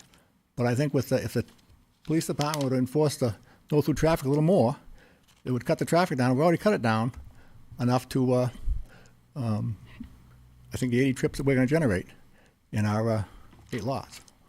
Plus all the improvements with Wilson Road, the overlaying, and but I just caution you don't want to pitch it so you're going to generate more water to the east side of Wilson Road than they get now. Because So you're saying don't crown the road? well, I wouldn't. I would look at it and figure out how to make it go. We're going to have the ability to handle the water with our swales and detention areas, and they're not having a problem there now. And I wouldn't. Some of the water goes to the east side now. Yeah. What I think we would do is basically pick the crown and have it, the majority of it go to the west side, because we have everything in place to handle it. And anything that is currently going to the east side, we wouldn't necessarily stop it from going to the east side, but not make it any worse. Like if the crown, if there's only a little bit of the road that's going to the east side, we wouldn't like bring the crown way away from it and Understood. introduce a whole bunch. And of so is that detailed in your drawings? Do your have your engineers done that? Or that's going to be Probably that's field work, really. To go out and, So that's have out to go out in the there field? and measure it and figure it out. And, I mean, if I'm doing a Oh, yeah, standard, can you I mean, can you grab the mic real quick? I'm sorry. Oh, sorry. So if I'm doing a detail, I would almost have to do like a cross-section detail. I would have to go down the road and say, this is about where the crown would be, and then, draw a rough crown of what the current road is. And we've kind of gone through that exercise a little bit with this, trying to figure out where crown is to begin with this, and there isn't in some places. So we could do that if that would help the board feel comfortable with where, what's going to that side currently and how we would make sure it stays that way. I think that would help. Yes, I would agree. And I think that would help. See, John is pulling his hair out because he's the textbook guy. Yep. This is him right here. It's either in here or it isn't. There it is. We're trying to fudge it a little bit. Trying to get somewhere in the middle. And It's constructability though too, Tony. I've never seen where you can bring the crown of the road meandering. No. It's the hardest part of it. yeah, I You understand. can't do it. Stringing a marble. Yeah, okay. A hell of a Height lot of string and a handwork, marble. too. That's what we used to do. it's only 20 pages. But I think it goes back, for me, it goes back to what we have in writing, because when the engineers and the inspectors and everybody else goes out in the field, and you say, well, we thought the board said this, and then they say, well, no, the board said this. Now we're right back to square one. And so, I mean, I can live with this, but I need to protect the taxpayers with some more language, You need more verbiage, detail. detail, whatever you want to call it. The devil's in the detail. So I'd like to know two things from the board. I brought up doing a site walk. Is that something the board feels like we should do for this, so we can get eyes on the road and everybody can really get on the same page of what the geometry is out there right now, what it looks like right now, and we can have a candid conversation with the engineer and the applicant walking down the road? What's your plan here? Because I agree. To your point, I agree. We got to get as much detail as we can. I also agree with what Mr. Evans said. A lot of this is going to be field work. So, you know, let's verify it And with I the board. understand, I get that, I understand how that works, Yeah. but we can No, I know. narrow it. There's We can narrow it. a happy medium. Yeah. So I think it's Frankly, the road's not bad. I've been 110 on that road. It's not that big a deal. Now we I get- know. I got cars that can handle that road, no problem. I think Mr. Cruz would like to have a conversation. Yeah, he tried to catch me one time. so. All right. Rein it in here. So, board's comfortable with the site walk. Yeah. All right. So I think number one, before we make any decisions, we need to look at the site walk. I have not gotten into the waivers yet. Yeah, there's a lot of stuff. I think we are. I think we're closer than we've ever been here, and I think we are in a phenomenal direction of what this was in 2000, whenever 19, 12, 19, 2001. Which one is it? You pick. When did the school bus? When did the school buses say they couldn't go down it anymore? Was that 2001? And it was Charlie that gave you the gray hair. So,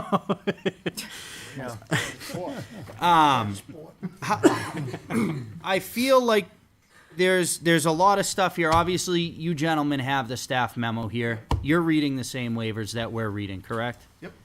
Would it be fair to say, let's have a site walk? It's going to give you time to answer the questions that are in here that are asking for more specific information. So you guys can answer these and we can go through these together one by one. With giving you a little bit more time to look at it. So I would like to see, I guess, two things, and I still would like to go to public comment. Ultimately, I feel like there's a continuance here because we're going to want a site walk. I think you guys need a little bit of time to answer some of the questions here, and also talk a bit more about these details or get into your plan more of these details we're talking about. So my first question would be, when does the board want to go for a walk? It's been a while since we've done this. Is it something that we can, do we want to, We want the snow to be melted. Well, after Sunday, it'll be daylight savings time, so we have more sun in the evening. yeah. Just for the record, I would like to have some type of an escort, because that road's dangerous. If we're walking on the road, Thank God we're trying to make it better, right? I need some flashing lights or something, or That's- yellow vests or something. That's fine. Just saying. Kelly? I think what would be helpful is to understand if you, it seems like the board's going to continue the application. Yes. If you could get a time frame for that, next So, available meeting would be April. Yeah, so I- Based on that, we could April take 2nd. this, April 2nd, could we, I'd like to at least have a week before we're doing, to give them time to make any updates, maybe based off of the site walk. Could we do something the last week of March there between the 24th and the 28th? And hold a formal, noticed formal meeting, the entire board there if they so wish, that week. And that would, if we did it in the beginning of the week, 24th, 25th, that would give the applicant a few days to maybe clean up any notes that we're gonna have based off of the site walk. so given we have time, a month's time, just give or take, we could take the deciding on a date factor offline. Yeah, that's Communicate fine. it with the property owners and make That's sure fine. that they're on board with it, and then poll the board as to which time and date that week, last week in March, is what I'm hearing. That's fair. I guess my only request would be that we have an answer for our next meeting. So on the 12th, we'll have a time, leaving our meeting next week, we're gonna know when the site walk is. I think that's fair. That's 7 days from now. Is that all right, Kelly? I'm gonna rely on responses from everyone else as to when you wanna meet, so. Perfect. That's on you guys. Fantastic. So, Let's take the big white van. We can have snacks. As long as you're driving it. I'll drive it. I have a bus license. Do you? Yeah, I do. so Got another one right here, another bus license. yeah, we're good. We're all set. So there's a little bit of coordination there. I guess. What we just one- what we could do is send an email out to the board with a couple dates. Yeah, I'm happy to do that. I just want to confirm that the expectations that this board has outlined for this evening, are they realistically, or can they be realistically met by the April meeting by the applicant? Or do we need That to would start be up to looking the at May? applicant. That would be up to the applicant. In terms of like going through the comments, I mean, we can start on a bunch of that stuff right away. And then it depends upon what all you guys come up with. Like if we go through if we know where we're at with our comments by the time we get to the site walk at the end of March and we do the site walk, and whatever you guys add on, we'd be able to say, yes, we're ready to go to April at that point. Or we could just ask for a continuance to May. Just in my opinion, though, John, I think it would be wiser to look at the design and come up with, I think you've heard everybody up there. Yep. You know, again, what do you have for right-of-way on the east side? So what can you actually do? I wouldn't concern yourself too much with the comments. Okay. That way, when we're out there and we're walking it, talking. You know it, where the you know the what- edge of the easement is. Exactly. Okay. We're not gonna be, not gonna Oh, be yeah, talking about. yeah, I understand. You follow Like, me? When we're walking down the road, you wanna know how far off the road is. They wanna know. Yeah, Okay, right. yeah, Makes sense? yep, it does. Okay, that's fair. Board, we comfortable with that? I would like to, I know we're gonna be continuing this, but I would like to open this up to public comment. Oh, yes, because we got the hearing. Yeah, so, as public hearing, part of this is public comment. If you have anything that you'd like to discuss, if you could come up to the podium, grab that mic right there and give us your name and address, that would be great.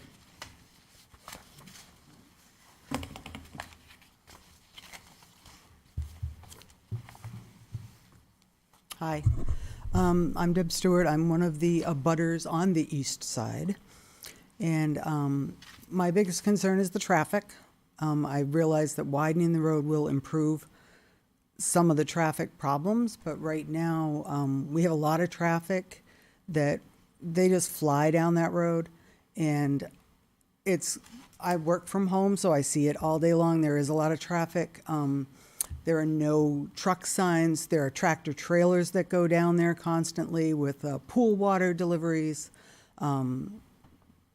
God only knows what deliveries go down there, but they're not delivering to Wilson Road. They're going through. There's a lot of traffic that goes through there because it is a cut through. So a lot of traffic goes through, especially in the evening when everyone's going home. In the morning, not so much because everyone's kind of going the opposite way. But in the evening, there's a lot of traffic that goes through. And they go very fast. There's not a lot of police presence there. So that is my biggest concern as a resident of Wilson Road. I've been there for a very long time. I grew up there and I've moved back. I've been there for 15 years and I don't see any improvement whatsoever since I've been there. The other concern that I have is in building the new homes, I'm sure there's going to be some blasting going on because there's a lot of rock, big giant rocks. And my concern is what's going to happen to my house with the blasting. Is my foundation going to crack? Am I going to lose my well, my water? What is going to happen with that? So those are my biggest concerns. I don't know if there's any other residents here or not, but those are my big ones.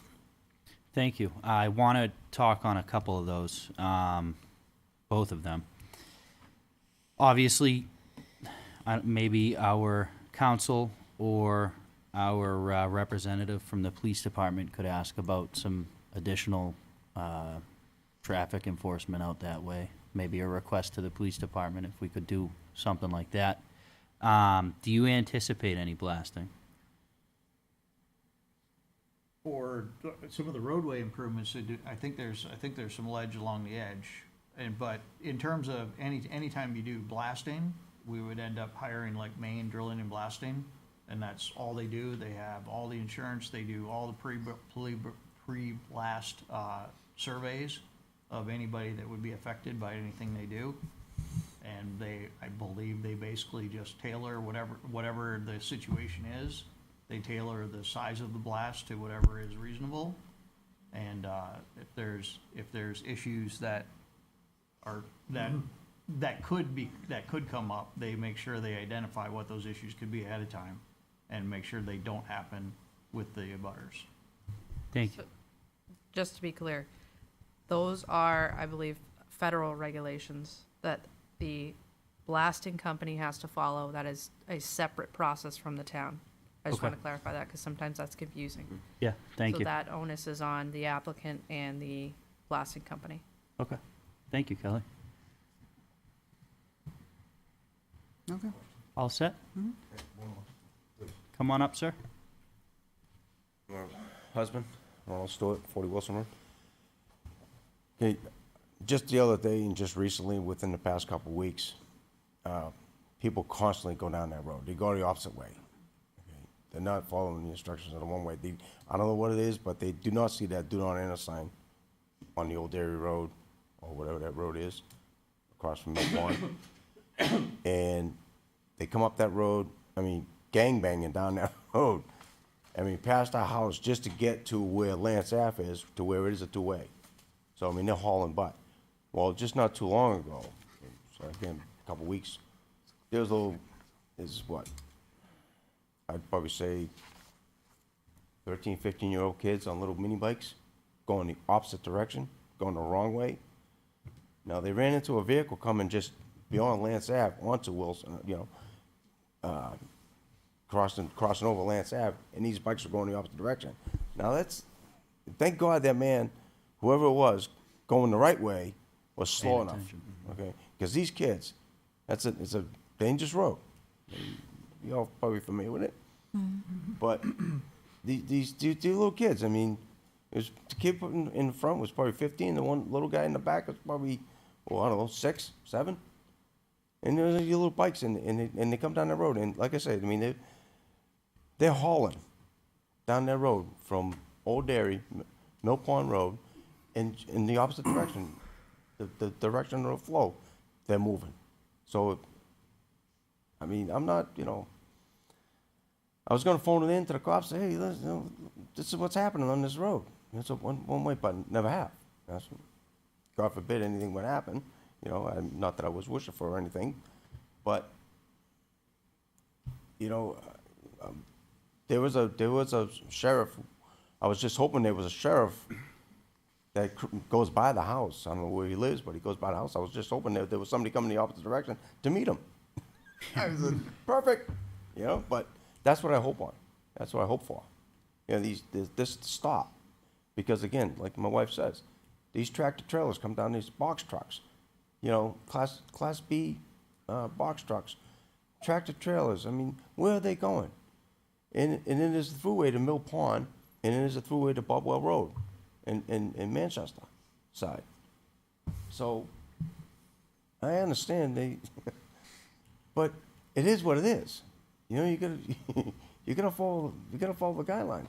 Because there is a sharp curve on that. On Wilson Road, and you're coming the opposite direction, forget it. And again, these teenage kids, could be young adults or adults, just got to get somewhere in a hurry. It's just, I don't want to. It's happened when there was a two-way road. When I met the wife, it was a two-way road back in the day.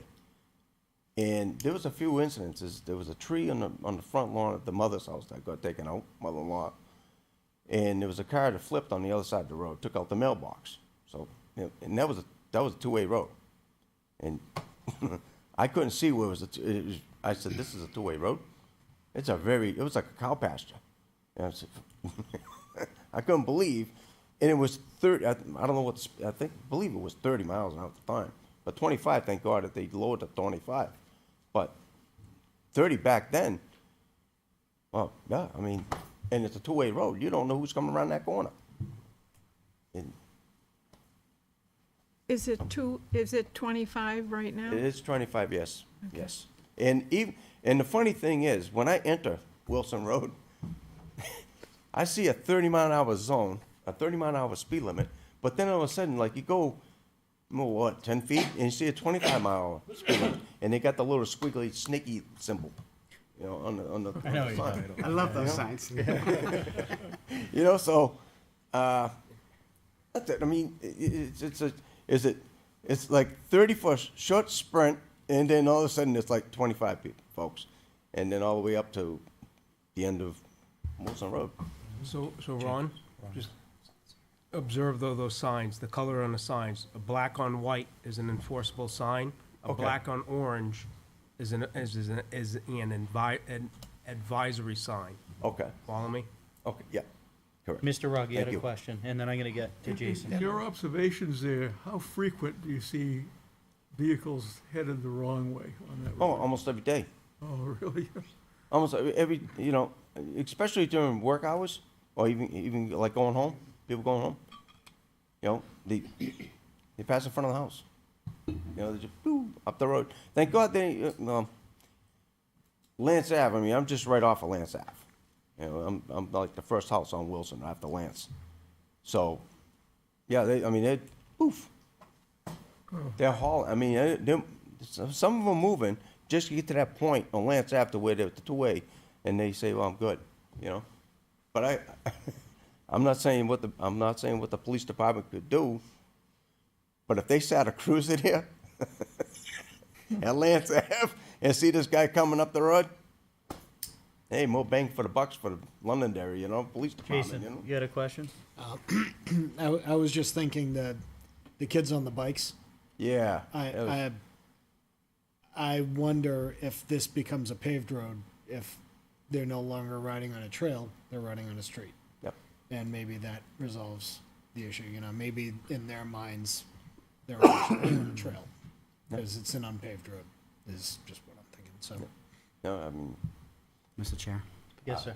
So just to clear one thing up, sir, I know exactly. when a officer in Londonderry writes a ticket and you write a check, you write a check to the state of New Hampshire. You don't write it to the town of Londonderry because tickets, that money doesn't stay local. They go to the state. So contrary to popular belief, it's not an income thing. And it's not even a portion of it. it isn't. No. Wow. No, and the state decides if they're gonna send anything back, usually that's not a thing. Right. But Okay. you said it in No, public, I'm so good. I wanted to make sure that, Clarification's good. I like clarification. Thank you for the sign, Thank you, sir. yeah, and thank you. I appreciate it. Thank you. Thank you. Thank you. thank you. I feel like I saw you looking to get up. Come on up.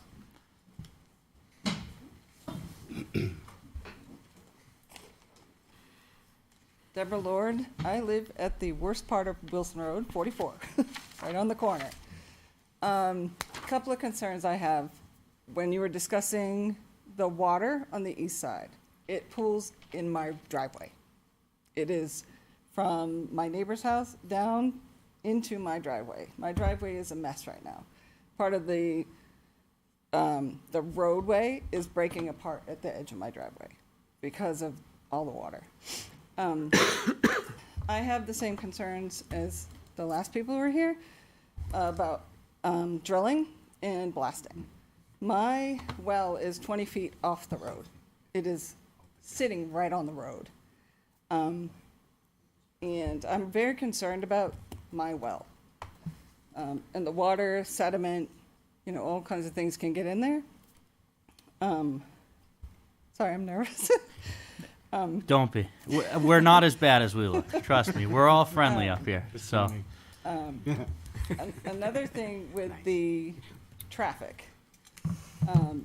Last weekend, there were two kids on you said you were number 44, right? 44. Thank you. Yeah. Ironic picture on Google Earth. Very ironic picture on Google It has Earth. puddles on the Google Earth. Literally the most We're laughing ironic because picture on Google Earth. we have the computers and Sorry. we can see your property with Yeah. the big puddle in front of the driveway yes. right now. So You literally were not lying. No, It's a huge puddle. in That's your why we're driveway. giggling. Sorry. no, it's okay. Point taken. Yeah. So, Do you have a gravel driveway? I do. Thank you. Sorry, go ahead. You're welcome. So with the one-way road, I moved there in February of 2005. The road was changed around somewhere in 2006 to a one-way road. There is a Wilson Road sign still at the end of Wilson Road. I have seen numerous cars coming up and down that road both ways. I have had the telephone pole replaced in front of my house 3 times. It has been hit at least 6 times in the last 4 or 5 years. That is Oh, I see my the sign you're concerns. talking about, okay. Yeah. Twice a week, if not more, cars go up that road. Couple times I've been backing out of my driveway and almost got clipped.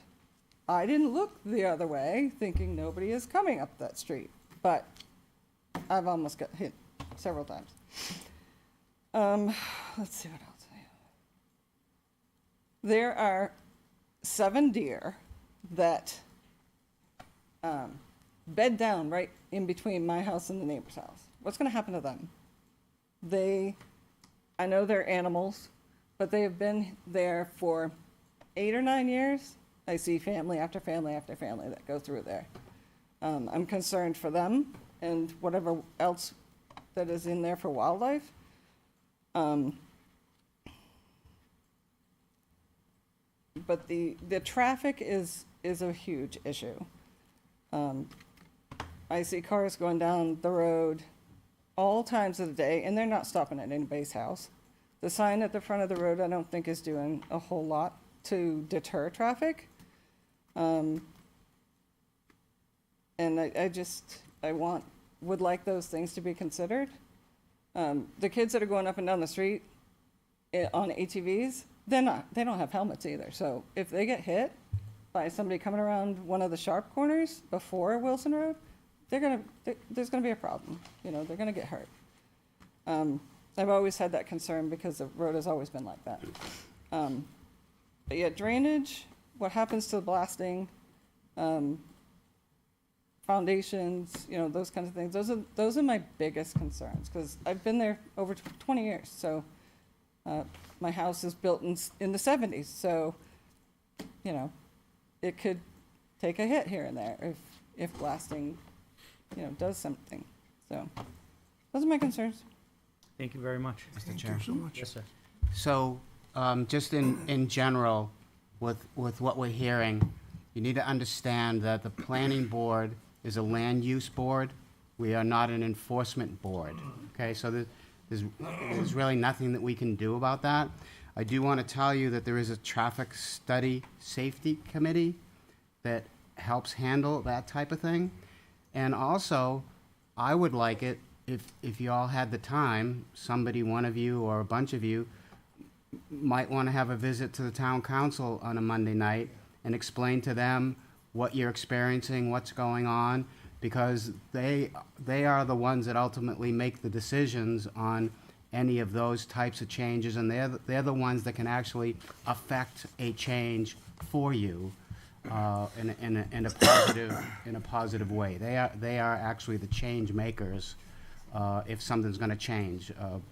Even stop signs, the speed limit up or down, one ways, 2 ways, whatever, they are the decision-making body. So I would suggest, please, it helps us out as well, go to one of those 2, but understand, there's nothing that we can do about that because that's not what we do.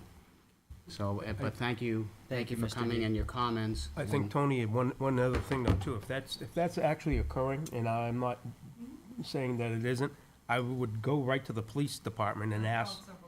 Yeah. Yeah, and again, and what, because I'm a member of the traffic safety committee, because again, that's what we're gonna tell you. You need to go to the police first.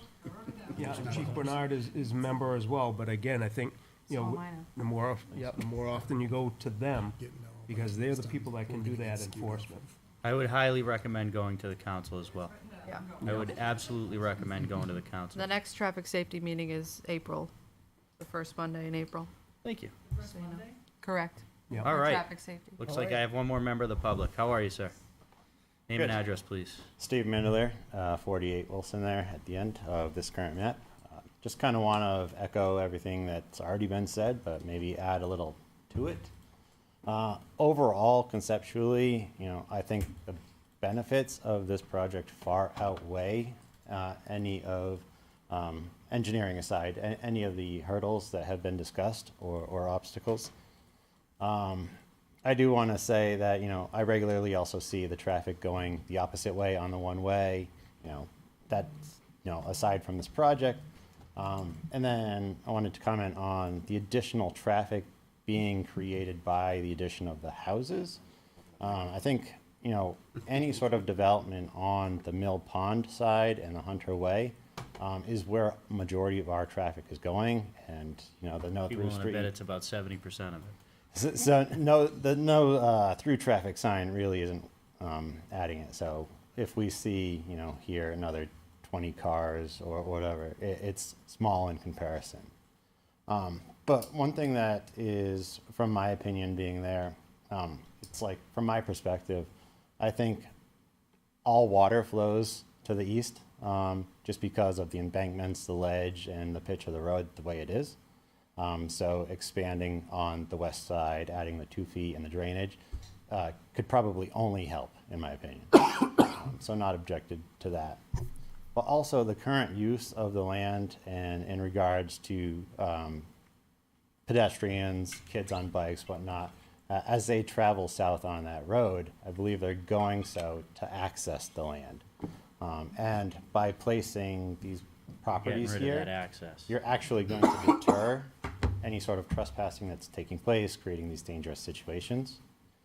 And again, as this is a cut-through road, currently, without these properties on that side of the road, we see a lot of trash accumulation. So anyone that's cutting through is just throwing trash out the road, out the window. So, come April, when it's green up day, April, May, it takes a lot of work to clean up the entire west side of that road, which again would probably be deterred if they were occupied, there weren't places to camp out, things of that nature. So keeping it one way, expanding the drainage and the development style here being individual properties, really kind of plays well together with the beginning of Wilson Road as well as Lance.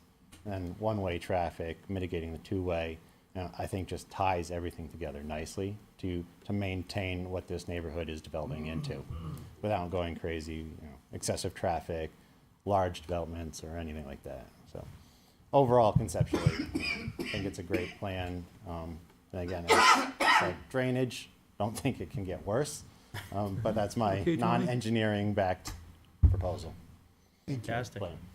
Thank you. Thank you, sir. Thank I you. appreciate it. Thank you. Anybody else from the public? How are you? Good, how are you? Good. Name and address, please. Kat Dupuis, 13 Wilson Road. Just try and talk into Do that you a need little me bit. to use this microphone? Because if I you have could. a high-pitched squeaky voice.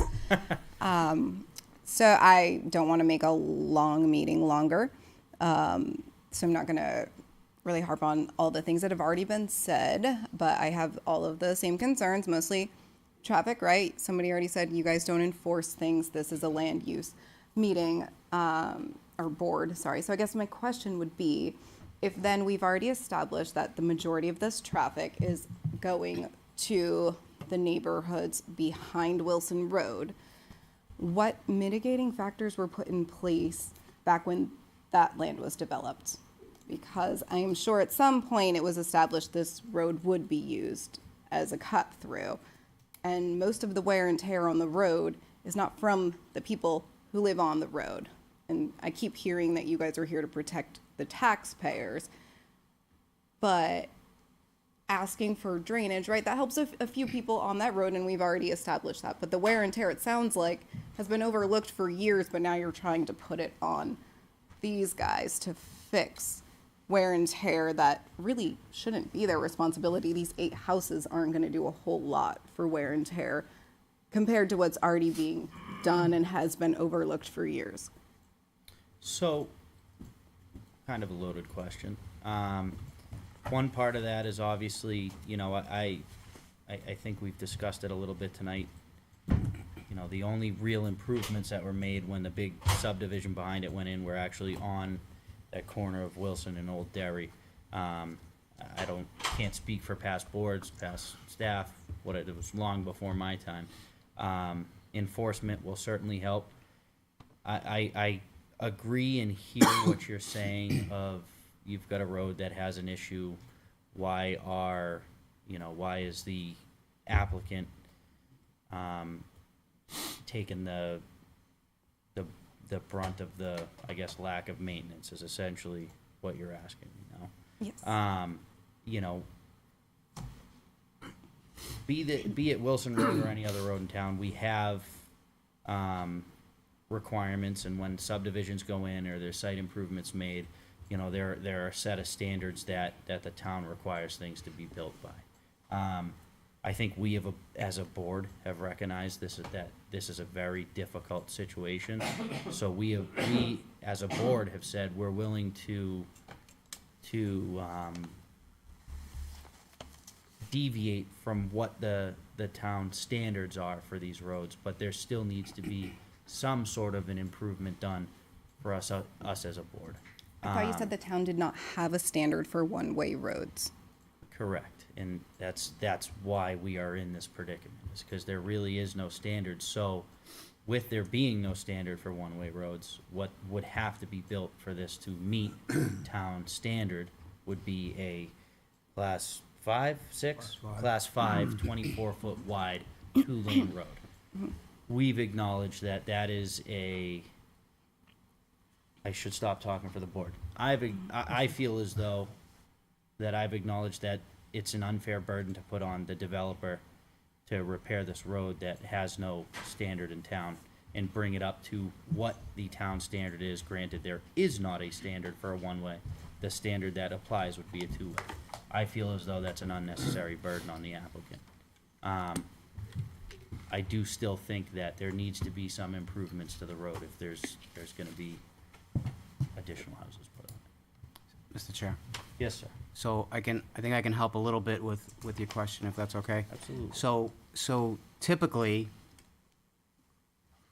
let me back up. I am not an attorney, okay?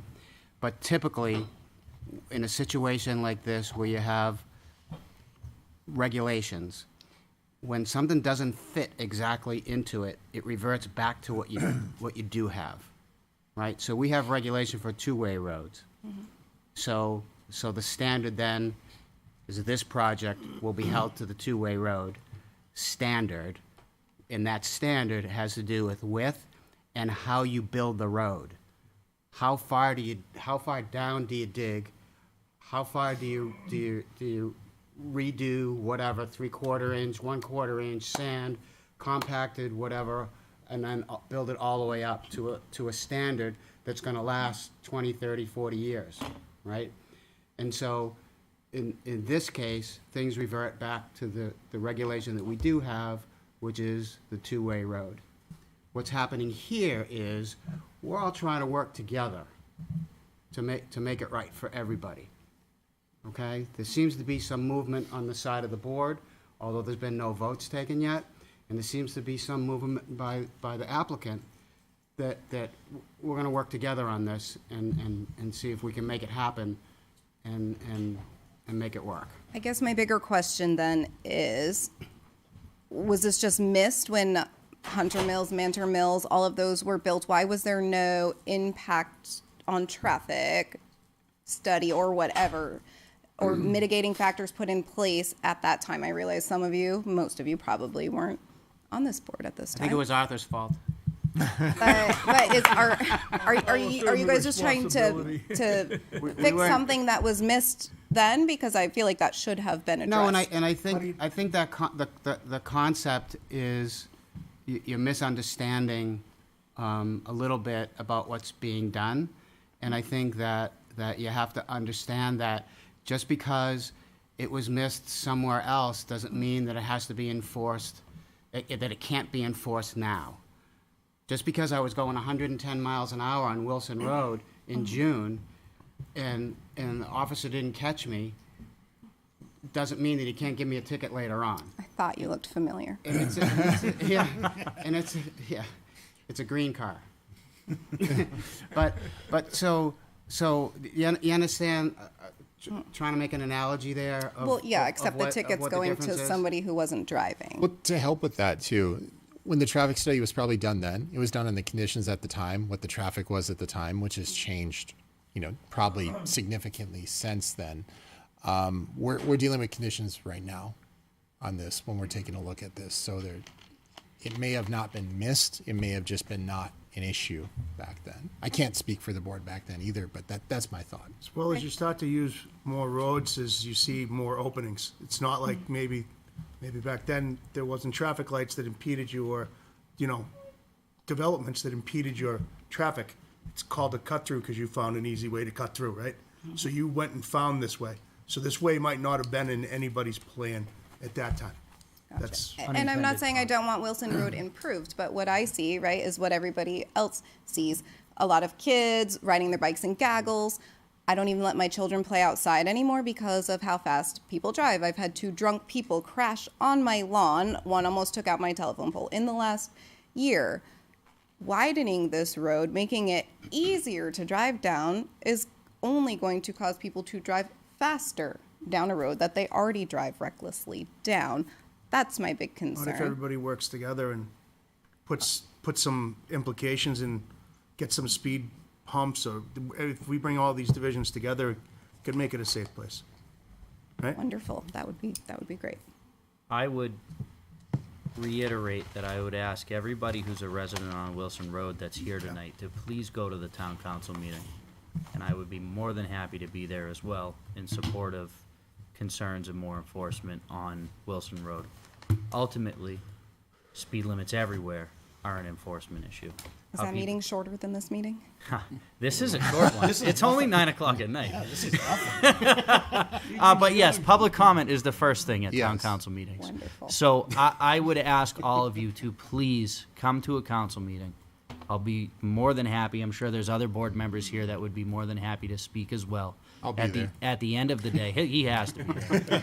At the end of the day, what you're talking about is an enforcement thing. And I think that if the council hears it enough, they will certainly direct the appropriate powers that be to make sure that we have additional enforcement in this road to try and make a kind of a crappy situation better. Yeah, it is partially enforcement, but those curves are the only thing that slow people down. I think they should add more curves to the road, specifically by my house. The engineer disagrees. Yes, Thank you. All right, anything else from the public? Seeing none, I will close public comment. I think at this time, Kelly, you look like you wanted to say something real quick. Just ready to answer your question if you have. Okay. I think at this time, I would ask that we give the applicant a little bit of a clear expectation of what we're asking from them, knowing that we're going to continue this in hopes that we can get a site walk done and ultimately get to a point where the town and the applicant are in agreement and we can get an approved site plan here. I think we're very close. I would ask you to review the waivers. I'd ask you to look at staff's comments and clarify as much as you can to staff's comments. That way, when we work through these waivers as a group, we have as much detail from you as possible. With that, we'll take the waivers one by one and we will discuss them one by one with you. But I would ask you to have prepared as much of a statement as you can for him. Mr. Penta. Yeah, thank you, Mr. Chair. And I just want to reiterate what the chair has said. Waivers are the exception, not the rule. And we have strict guidelines. The more information, the better. Just perusing through these waivers as presented this evening, we would have had an incredibly longer... An uphill battle. Absolutely. Absolutely. So if we could go through those. You've heard a little bit of, we're asking for a bit more detail. Start working through those details. I think we talked about... Mr. Trottier is asked to have prepared for the site walk what that east side of the road is. That east side, yeah, what the east side of the road right away is. Some ideas of locations on that, and I think we're in a really good step forward here. Does the board have anything they want to add to that? Nope, good summary, Mr. Chair. With that, I would be looking for a motion to continue this meeting to, did we say April 2nd, Kelly? Your options are the 2nd or the 9th. I think for good measure, let's do the 9th, because if we're going the last week there, I would agree. it gives you guys a little bit of time to button stuff up. So let's, I'm looking for a motion to continue this, this application to April 9th, 2025. Mr. Chair. Yes, sir. I will make that motion that we continue the public hearing for a formal review of a site plan to construct 8 lots subdivision along with associated site improvements and waiver requests, 23 Wilson Road, tax map 16, lot 9, and tax map 18, lot 24-5, Douglas and Maria Jones, applicant, and Evans Family Limited Partnership owner, to the 9th of April. I have a motion. Do I have a 2025. second? I'll second that, I have a Mr. second Chair. by Lynn. All in favor by roll call vote, please. Starting with Ann. Ann Champa, aye. Aye, Lynn Wiles. Aye, Arthur Rugg. Aye, Jeff Penta. Jason Knights, aye. Aye, Sean Faber. John Cruz, aye. And the chair votes in the affirmative. This has been continued to April 9th, 2025. I would like to add that you should have an expected date from the board as to when we're going to do a site walk by, let's call it the 10th, because we'll probably all agree to it on the 9th, which is next Wednesday. So I would anticipate a date from staff on that Thursday. All right?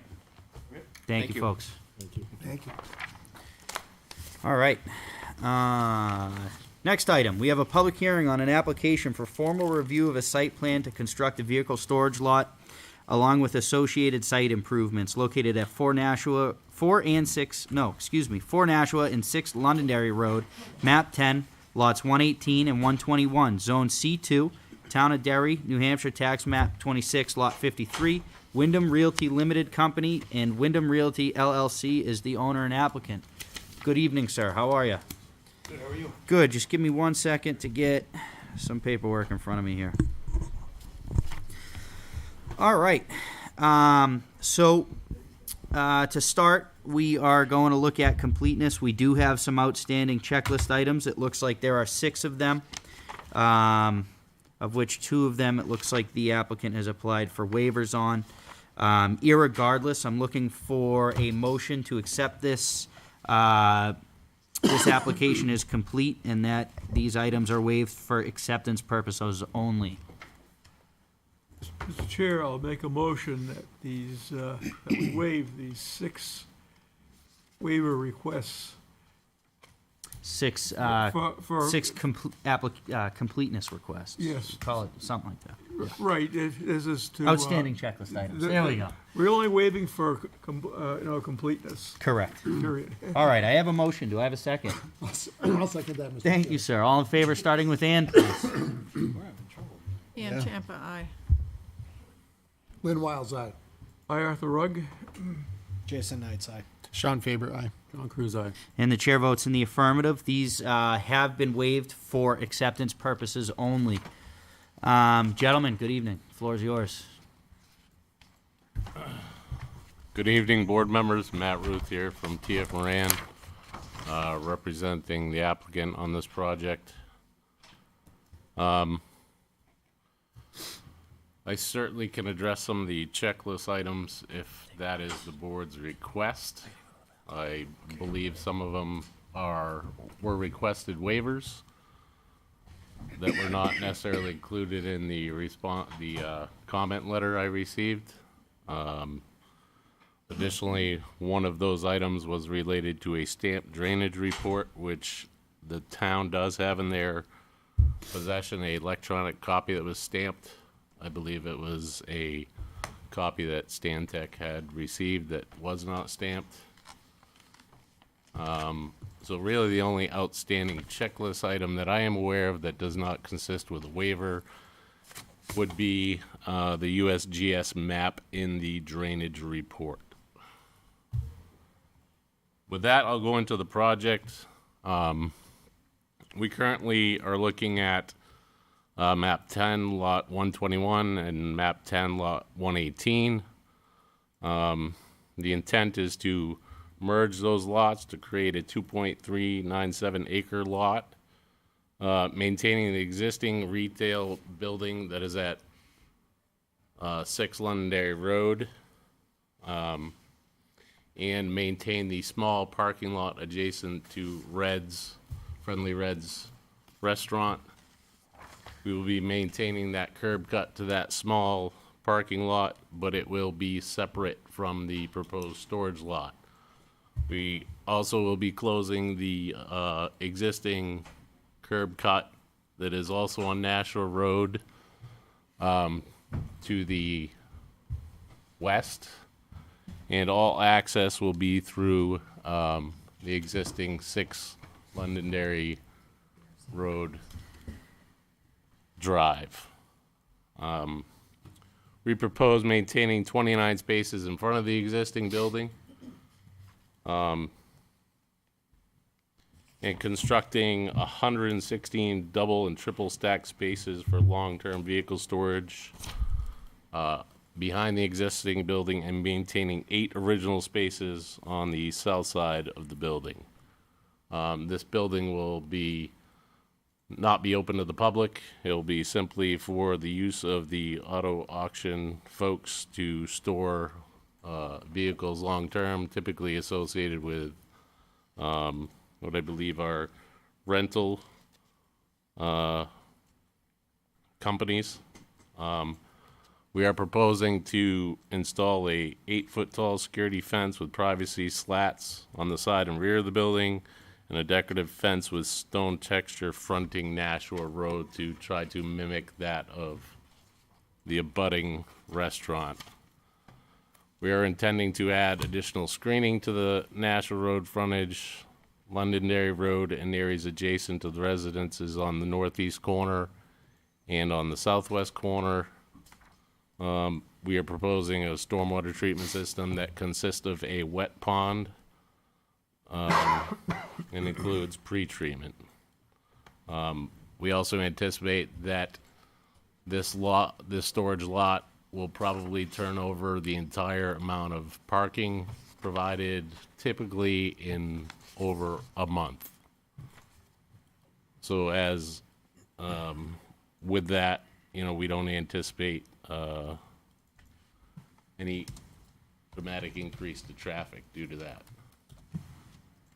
I'd be happy to address some of the comments that we received tonight prior to the meeting, which most appear to be minimal in nature. We do have some concerns with the comment related to obtaining a site distance easement from the abutting lots that are the gas station and what appears to be, I believe, the residential house in between the gas station and the lot. This driveway has been in place since 2009 and was approved under the current site plan regs. To request us to obtain a easement from those individuals seems rather troublesome regarding it due to the fact that this was approved previously. There is one other comment that I think is a challenge, and I know it's probably been before this board before. And part of that is the standard outlet structure that is defined in the details for the town. It does in fact state a detention outlet structure. This pond and stormwater pond is what is considered a retention structure, which can easily be looked up online. The intent for this pond is to store water continuously to provide treatment and not just detain the storm. So in a typical detention basin, you would have the outlet up from the bottom of the pond. In this one, the outlet has to be pretty much at the permanent pool level. And with that, it creates a challenge of creating a continuous slotted weir to the top, simply because the water flows continuously over the surface elevation of the pond, where in a detention pond, you usually have some storage below. So with that, I'll leave it up to the board on any other comments, questions, or concerns. All right, I will start with town staff. I'll come to the board and we'll go to the public. Mr. Trotter. Yeah, first of all, Steve, personally, I think if you would introduce yourself and tell the board what is proposed to be used, how the site is proposed to be used. Sure. Stephen DeLuca, Wyndham Realty, Auto Auction of New England. So the purpose is the vehicles come to the auto auction site, they get inventoried, inspected, and then we have some clients that will want to hold cars for periods of time. They may be market conditions, could be related to titles, could be we might be storing them and they're going to put them back in rent, or if they're going to sell them. So we really wouldn't move anything over there unless we're anticipating that it would be on our main site for like a month. So that's kind of where we came up with a number, was it would turn over once a month. It probably would be less than that. There's periods when it may not have anything in it. It all depends on the ebb and flow of business and market conditions and who our customers are at the time. It always changes. It just gives us an opportunity to handle some of the growth and ebb and flows. Our plan would be to primarily drive the vehicles over, shuttle them over in a van, grab 5 drivers, bring them over that way. We do have car haulers. We have smaller ones that could do 1 at a time, 2 at a time. Not our intent. I can't say that one of those trucks would never go over there, but the intent is to shuttle them over one by one. Cars would get brought to the auction site first. We inventory them, put them on property, inspect them. Any oil leaks, stuff like that, goes to the mechanic shop. We wouldn't be storing any inoperable vehicles. It's not going to be a junkyard. We're just looking to have some extra space to do our job over at the auction site more efficiently. Thank you. Yep. I think that was important because, again, I had been asked by a number of, residents, what's happening there. And I want you to hear it from the horse's mouth. So, Matt, you might want to just go through your waiver request, not the missing items for completeness, but your waiver requests.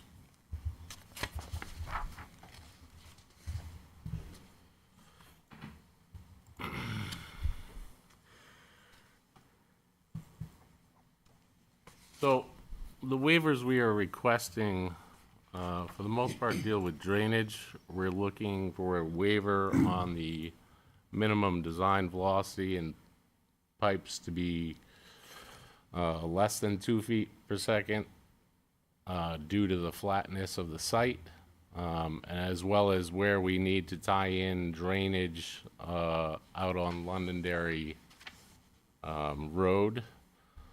We are also looking to use RCP and have a less than allowed depth of cover over the storm lines. We are also looking to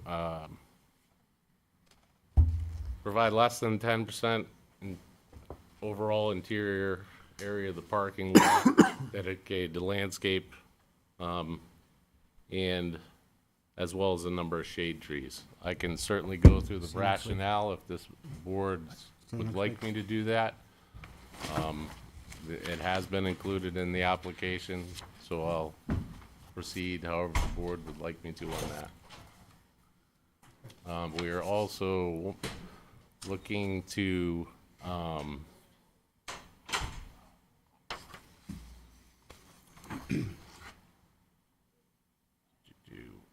waive the requirement for the utility letter in regards to the electric. This building is currently in use, has been. mainly for storage for the auto auction folks, storing some minor things and for, storing some of their, I believe, plows and whatnot inside the building. So the building currently exists, is currently utilized, does have power and does have current cameras on it at this point in time. The only additional electrical requirement we would be including would be the additional site lighting for security, which we believe the surface panels should be able to provide adequate based on the proposed LEDs associated with the building.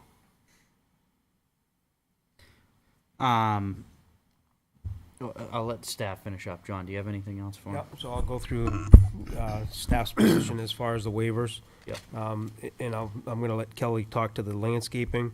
The applicant is requesting a waiver to Londonderry Site Plan Regulation 3.07 G3 to allow the minimum depth of cover for storm drain lines to be less than 36 inches.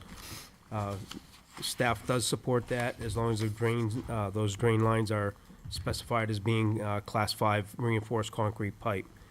Second request was from Londonderry Site Plan Regulation 3.04 and 4.18B of the Site Plan Regs, and item 11.5A of the checklist, that being the utility clearance letters. Staff does support that waiver request. Third waiver request was from Londonderry Site Plan Regulations 3.07 G2, relating to allowing the minimum design velocity in the pipe to be less than 2 feet per second. Staff does support that, but we, with the condition that additional operation and maintenance requirements be specified within the plan set. Last waiver request that I'll address would be checklist item, again, 11A, 5A through 11.5F, that being the utility clearance letter, and again, staff does support that waiver request. There are numerous design review items that I will go through. The applicant has proposed stormwater basin, including a 4-foot high retaining wall that is defined as a structure, which is located within the 30-foot setback line, and does not comply with the zoning regulations. Sheet C9 notes the wall to be as a 4-foot high boulder wall. We're requesting that they revise the design to remove the structure from the building setbacks, meeting the approval of the zoning officer and the building department. The applicant's proposed stormwater basin includes a retaining wall in the middle of the basin, does not provide the minimum 3-to-1 basin embankment slopes per exhibit D102, 108, and the minimum top of the embankment width of 4 feet at the 12 inches above the 50-year storm elevation. The applicant shall revise the design to provide the proper detention basin embankment design and top width for the entire basin area. Fifth design review comment is project requires an NHDOT permit for working within Route 102 and a permit from the town of Londonderry to conduct work in Londonderry Road. In addition, the town of Londonderry stormwater permit is needed for the proposed development. The applicant should submit for and obtain all proposed permits, indicate the permit approval numbers, and provide copies to the planning department for their files. Item 6 are comments to the cover sheet, notes, existing conditions, site preparation plan, site distance, grading, drainage, and utilities plan, and erosion control plan. The general notes that don't apply to the town of Londonderry, to this particular project, there's a number of those that need to be cleaned up within the plan set, and a lot of these are items A through R are housekeeping items. Item 7, there's comments regarding the construction details within the plan set. Item 8 are comments related to the drainage report, the drainage analysis. As Matt indicated, the project proposes to merge several lots for the proposed development. Voluntary merger form has been prepared for the proposed project and requires planning board consideration. Item 10 is to verify the DRC comments of the planning department, conservation commission, fire department, and police department. and I'll let Kelly address the others. Thank you. So specific to the waivers, noted as one in number 5 in the staff memo, both of these waivers are related to landscaping. Essentially, the applicant's requesting to waive these two requirements, and they're placing landscaping elsewhere on the site. Staff is supportive of that. With respect to outstanding planning comments, as John mentioned, there's a voluntary lot merger, which actually this board has seen and signed off on already, so the expectation is for the applicant to execute and record that document prior to, or with, when the plans are signed, sorry. Additionally, the police department had several comments, in particular relating to security at the site and whether or not there's 24-hour security. And then in that same vein of security, ensuring that there's lighting and good visibility on site. And lastly, the fire department stated that if the existing gate is to remain a Knox pad, lock be required, which I believe the applicant plans to address, but wanted to call it to the board's attention. Fantastic, thank you. Real quick on the landscape requirements. So they're not reducing the amount of landscaping, they're just moving it? What I was understanding. I think technically it is a slight reduction, but again, this is a typical waiver we see for sites such as this. Essentially a parking lot, storage area, so it's not very feasible to have some of the islands that we would typically see. Do we have an idea like what the quantity of plantings would be in those islands if they were there? So the requirement is 8 shade trees would be required. Inside of the parking lot, Correct. correct? Can we just put them on the exterior of the property somewhere? Maybe along 102 or, Yep. just to hide the parking lot a little bit?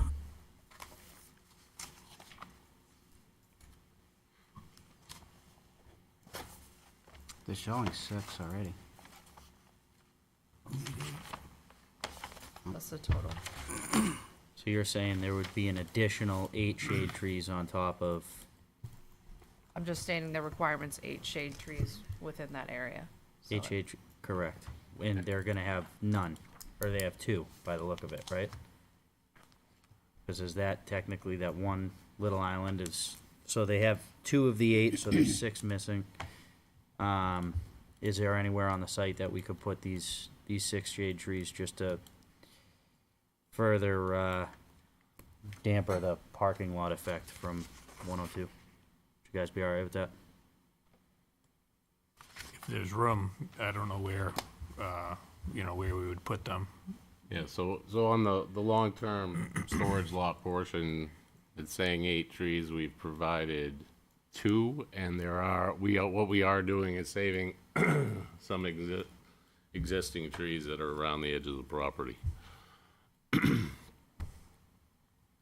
Board good with it? Okay. Kelly, what was the other one you had? The other is the overall percentage. It's very Yeah. similar. So it's fine. Request. Okay. All right, I'll come to the board. Board, do we have any comments? Ann? As far as the car hauler, when do you expect it to be going to and from your property? Be during normal business hours, 8 to 5 8 to 5. during the week. Yeah, I was concerned about the traffic in that area later on in the day. Yeah, the intent is not to use the car haulers, and we wouldn't use like one of our car haulers. It's really tight over there, but we have one that just has like little claws on the end. It picks the car up that they use, repo cars, and then we have like 2 car carriers. Put one on the bed, one on the back. That would be if we don't have staff available or something like that. It would be more economical to tow truck. Yeah, it's a tow truck. Yeah, not necessarily car hauler. But I was concerned about the traffic around there, when all the businesses get out and the traffic comes off 93 and later on in the. Yeah, we would definitely be smart about bringing cars over there. Similar to like when we bring our snow equipment over there after a snowstorm, we don't do it at 5 o'clock in the afternoon. We'll try to do it at 10 or 2 when we know that there's not a lot of traffic. And same thing, we want to be on the road when it's least busy, just to prevent any potential accidents or liability concerns that we currently have as a business transporting other people's cars. Okay. Another question, as far as sightlines out of the, in front of the property to the 2102. I understand it typically doesn't meet the standards for a commercial building, but there is some reason, John, could you explain it? And why it's, it will work out to his favor? As far as the site distance you're Yes. talking about? Mhm. Yeah. So again, yeah, our typical regulation is, again, they need 365 feet of site distance. So when they're coming out of the site itself, when they look left, they don't get 365 feet of site distance because the intersection is located at 236 feet, I believe it is. So they don't need that site distance. Or they don't, technically, they they don't can't meet it. the site They don't distance, meet is what it, you're but saying. but it meets our requirements.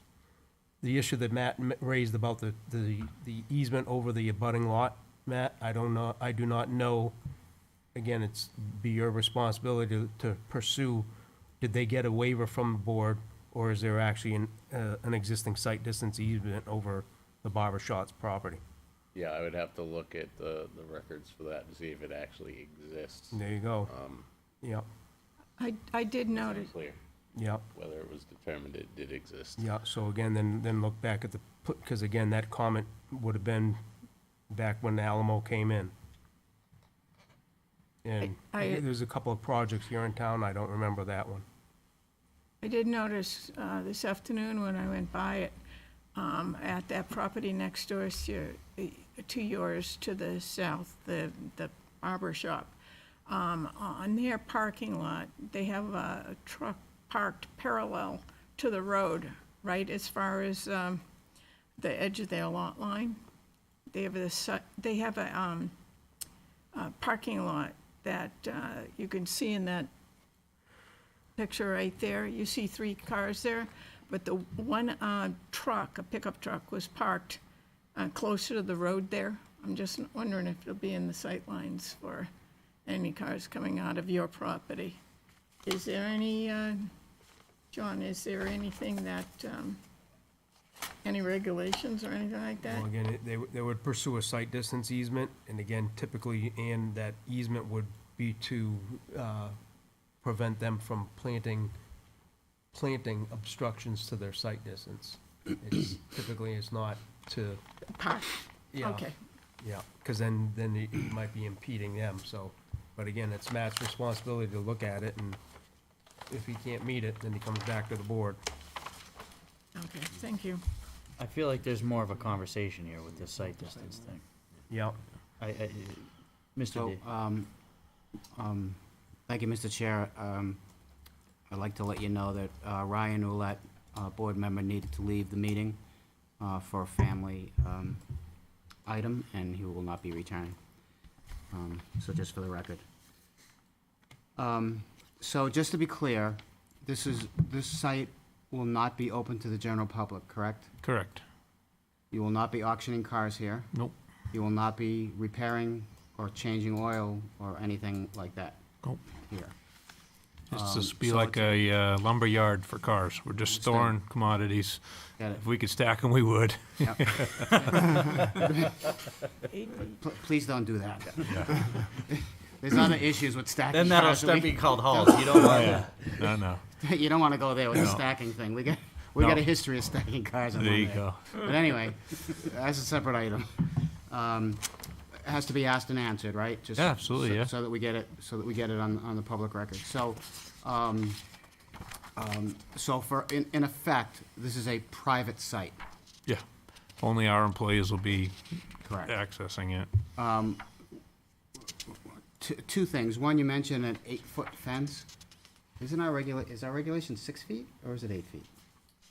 Believe it allows the board to, The board. 6 On a feet, commercial 8 feet is a property. spite fence, isn't it? On commercial property, it allows the board to waiver from it. So we would need to waiver so that they can put an Not, 8-foot not, fence? not in the sense of you need to act on a waiver, but the Okay. board can use its discretion to decide Okay, for commercial properties. got it. So, They still need a building permit. right, so is it proper then to ask to see a rendering of what an 8-foot fence would look like? Is that a proper thing to ask for? That's what the board wants, sure. Okay. Can you do that, please? At some point, show us what an 8-foot fence is gonna look Sure. like. Because typically, in Londonderry, it's 6 feet. I think it would be comparative to the wall that exists currently now at Reds, is, I would venture to say is pretty close to The 8. block wall? Yeah, Okay, we tried to match that. understood. So Got the main visual portion along Nashua Road would try to mimic that in a PVC fashion. Yep, who was, for the record, who was it that we had a letter saying they're okay with this That, project? that would be, I assume, Reds? Did you Yep, folks? the board has it in there. Yeah, so again, for the public record, we have a letter from Red saying they're fine with this project, okay? I did notice that you mentioned it, the site is tight. Your hammerheads are really almost like not even hammerheads. I mean, even if you brought a repo truck in here, I don't know how you're gonna turn them around, but it's a private site, that's your deal, so. Yeah, we're not concerned with that. We do it. Yeah. That's what we do all day, every day. Yeah, I mean, it looks really tight. And for the record, I'm not worried about the site distance thing, but I would like to know if there was one filed with the original tenant of that building, the owner of, at the time, it was Fireworks Place. So I would like to know if one is on file or not. And that's all I have, Mr. Chair, thank you. Thank you. John, help me out with, I feel like this site distance thing is gonna be something that just gets stuck in precedent conditions. What's the issue here? I guess, explain to me a little bit better, what is it that is being looked for? So. And I'm trying to figure out if we as a board can just say, this is a moot point. Yep, 'Cause I feel like it's something that's just gonna turn into being stuck in precedent conditions for 6 months. So if you look at sheet C5, Jake? Up above. Yeah. Yep. Enlarging that.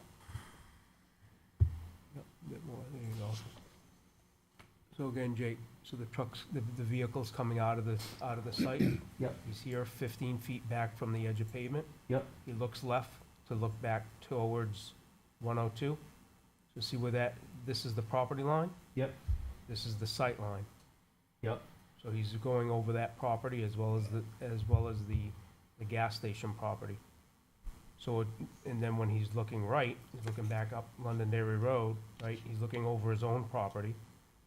He can see a vehicle 365 feet up the road. So when he's going over this property here. Bless you. That easement would prevent this gentleman as well as this gentleman to plant trees or anything in that area or a building. It's stupidity, I don't think they'd put it that way, that close, but, so that's what it would be. So he approaches that gentleman and shows him the plan saying, I'm seeking a site distance easement from you. Either the gentleman agrees to it or they don't, and they come back to the board and What staff happens is if they always. don't agree to it? Then he comes back to you. To and- waive it. And you guys waive the requirement. So can we just waive the requirement, I So- guess is what I'm So getting the, at. hopefully make this easier. So it's either, it's a condition of approval, they go through the exercise of trying to establish this easement with the other property owners. They either do that, or if they don't do it, they have to come back to you and request a specific waiver for that. Or, tonight, you can simply waive item 6N, I believe it is, under the March 5, engineering and planning memo. That would be what, do I have that? I guess what's the board's take on that? I don't think I would be opposed to just waiving this. I feel like it's a, May I make a comment? sure. Just in my experience, most of the traffic coming down Londonderry Road is people taking a left at the light, and you have ample time to see if somebody is coming when you are turning left out of that site. And that driveway is very large, and it's pretty easy to pull out of. So just if that, So I feel as though this is a little, It's clear as day. what? I live over in that area. It's clear. Yeah, I feel as though that's a very laborious request that I feel like is gonna end up them being back here in 3 months saying, hey, can we waive this thing? our employees are used to taking a left-hand turn out of the auction every day, crossing 102. It's dangerous. We'll be fine. Where that bottleneck is a little. Even with the cop there. Yeah, oh yeah, absolutely. Paying for a cop all day, and it's still an adventure. Yeah, yeah. I mean, the issue is, like Ann said, the issue is, if this was a barber shop, was there for 1,000 years, I don't know if it's still a barber shop. Yep. I think it's a rental actually now. But The gentleman still lives there. yeah, but if he takes a box truck and backs it in right here, It is. you're not seeing coming out. That's the issue. It's a little bit of a safety thing. If I were developing this lot, I would make sure that I had the easement with this guy. Yeah. Just to make sure, because it is a safety item. So Whether or not the board wants to waive it or not, that's what I would do if I was developing the lot, just for the safety of my employees and anybody else that's coming out of that lot. So I don't disagree that it's a safety. I would guess that it's there, because this is a relatively modern lot. This wasn't built in 1950. I- This lot. I would just add that I don't know too many people's cars where their hood is 15 feet long. You know, there is room to maneuver. Yeah. You know, that's the standard. That's what everybody uses. But obviously, I don't know any vehicle that has 15 feet back to the driver's eye. As well as the fact you have a 1 foot shoulder, pretty much. If this site I don't distance care- I don't care easement, one way. no, I know, if this site distance easement thing went in, would the guy not be able to let somebody park a car there? Right. Probably not. Or plant anything. So you It's so gonna you're be, telling me I gonna can't be let open. one more customer into my And then my building? You know what I'd tell them? And then the No. person, but then the person, then it's actionable, right? That's the whole purpose of having the easement, because then it's actionable. It stays with But- the land, so it could go through other property owners. But I don't really care one way or the other. It doesn't matter to me. If you wanna make a motion to waive it. Well, I did see one there, a pickup truck was backed in right at the, parallel with the street there today. And the easement won't stop that. No, that's what I mean. I get a consensus here on waiving that when the time comes. Yeah, I would, Good with that? Just to be clear, you would just remove the condition. Yeah, just want I to just get rid wanna of the make- minutia of whatever's going on there with site distances and. It's fairly decent over there. Yeah, So it's, no, I don't see it being an issue, and again, this, I think you said was built in 2009, it's a relatively new parking lot, obviously there was some. That is a wide, that's probably beyond it's probably out of code, the width. It's probably wider than we allow, which I think is good. I'd like as wide as you can get them, as far as I'm concerned. It probably meets.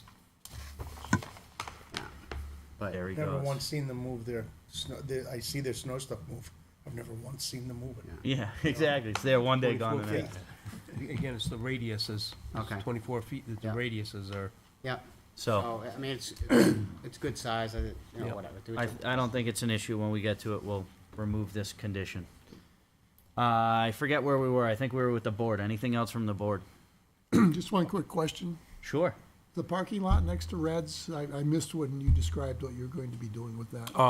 Currently, we're leasing that to Reds. They're using it for employee parking to allow additional parking in the lot and keep cars off of Dickey Street.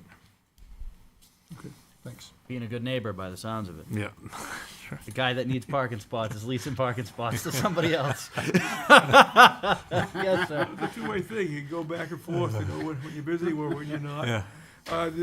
What came into my mind right now, loading and unloading the cars, that's done in the parking lot, isn't it? What's that? Loading and unloading the. On the main site is where when cars first come to us, we have to unload them at the auction site. Yeah. So there's And never then- going to be a tractor trailer on the side of the road. Yeah, but when you. Yeah, we're not. Yeah, you won't see a trailer truck on the side of 102 on Londonderry Road. We did unloading. actually run turning radius, so a truck could pull in front of the building, and then back in between the gate, so it would be out of the way if You that had case a happened. helpful diagram there of it. You had a helpful diagram Yes. of the I way would that- ask, can we make that a condition Going in there. that there are no loading and unloading of vehicles on Londonderry Road? Could we make that a condition of the site plan? Yes. I would encourage you to. Absolutely. Perfect. Yeah. Look at that. And the history of that is that there's a certain car dealership in town that. Stop right in the middle of the road. that we had a little bit of an issue Oh, yeah. that had to be rectified, but. All right. And it was a condition of the site plan. So Yeah. That's why we put them in, because again, it makes it actionable. Yeah, absolutely. Right, Yeah, if so- you ever saw one of my trucks, I would want a phone call right away. Yeah. Fantastic. All right, anything else from the board before we go to the public? All right, seeing none, this is a public hearing. If anybody from the public has anything they'd like to come up and say, the podium is yours. You're gonna need a microphone. If you could just, yeah, thank you. Name and address, please. name is Ralph Valentine. I own the property at 3 Nashville Road on the southeast corner of the intersection. I own the property directly across from the large parcel where the real estate office used to be. And I've owned and occupied the corner, Where the dairy line goes through? the building that the dairy line goes through, yes. Okay, thank you. Yep. So I've owned and occupied the corner piece for 24 years now. In the beginning of the hearing, you mentioned waiving completeness of the, and there were 6 items. What were those items? Yeah, so, I get a sense of what, absolutely. So Thank we you. have, there's a checklist for your application. You have to supposed to complete the checklist for it to then be heard. Sure. Sometimes there are items on the checklist that can't necessarily be met, so we waive them for completeness so we can hear the applicant. Those items on that checklist still need to, unless there's an actual waiver for them, this is just a waiver for completeness. So while we're waiving them for completeness, they then become part of the precedent conditions that those checklist items are met. 2 of them have a waiver request. They were related to the landscaping. The third one is utility clearance letters, that they need to have a utility clearance letter, so that'll now become a precedent condition of the site plan. If I'm saying anything wrong here, John or Kelly, please. A revised stormwater report is another application piece. Those are both involved with the revised stormwater report. And again, the third one is that their stormwater report has not been signed. So part of that now Thank you. precedent condition Sure. is that stormwater report is going to have to be signed before the plans to proceed are signed. thank you. Yeah. So my main concern really is the traffic in the intersection. So in 24 years, I've seen an awful lot of accidents. It's getting worse. In the last year, there was a bicyclist hit, knocked off his bike. My sign was hit for the 3rd time since I've owned the property. The other accident at my property within the last, say, 3 years was a car ran into my building, into the front of the building. And then there was I'm told from an insurance person who called me to ask if I had cameras, that there was somebody crossing from the gas station on the corner over to the other gas station, so the north side of 102, in a wheelchair that got knocked off the wheelchair. It's just not a good place. The other thing that's happening is the gas station. So, little C-store with 2 garage bays. So recently, it was issued a permit to convert the 2 garage bays to a convenience store. So they tripled the size of the convenience store. there with no site plan review. It was just a building permit issued. I'm going to tell you why that's a problem. When people come through the intersection now heading east, and that gas station has the cheapest gas around. Okay. So they come through the intersection, and immediately on the left is a driveway to go into the gas station. So within 2 car lengths of that intersection, cars are stopping in the middle of 102. And if they can't get in there, they'll move up 3 car lengths to take a left into the far Entrance. entrance. Yep. Yes. It's extremely bad. It's so bad. So, again, 24 years. In the past 2 or 3 years, when I'm coming west to come to my office, in the past, I would come to the intersection, and I felt safe sitting there waiting to take a left into St. Charles. I don't do that anymore. I go to Ford Way, and I come back through Aiken Street. It's just very dangerous because they not only come up the left-hand side, the middle of 102, approaching the intersection, they don't quite stop now to go left on Londonderry. They'll creep through to take a left into the gas station. And it happens all the time. And you know the traffic backs up from Ford Way to the interstate every afternoon. Starts about 3 o'clock. So I'm curious, does Londonderry have a highway safety committee? We have a traffic safety committee. And what was their comment? So as part of the design review process, the Traffic Safety Committee does not participate in that process. We handle traffic through our site plan regulations, and we have a third-party engineering consultant that reviewed traffic specifically for this project, again, as it pertains to our site plan regulations. Do you want to summarize that? Yep, so, and what they found, Ralph, is, again, the analysis that was performed, because this is a change in use. So what they ended up doing is they look at what was the previous traffic that was forecasted for the Alamo site, and how does that, what's the difference between the Alamo site and what they're proposing here? And what the analysis indicated was there was a significant reduction in the traffic that would be generated by this user versus the Alamo site. So even though the Alamo site is only a piece of the whole site? Well, again, Alamo's only a piece of the site. You have the rest of the site to account for. So I don't know how they can say that. Because that was retail. Yeah, so Alamo went away. Alamo was a retail, so again, right, it's more, people are gonna go there, right? There's a destination for the traveling public or for the public. Alamo's been closed for 7 or 8 years. More than that. Yeah. So how can you take that into account and say that that's valid or current? So I think, Because that's how we look at our traffic, right? I So- think we have to look at help me out here. You're gonna help me, I'm gonna help you. Okay. We've got this book, National. The ITE manual Aha. Yep. outlines various uses and the associated traffic impacts, if you will. So this ITE manual, which is you could call it Bible for these traffic studies, dictates how much expected traffic there is based off the use. Is that correct?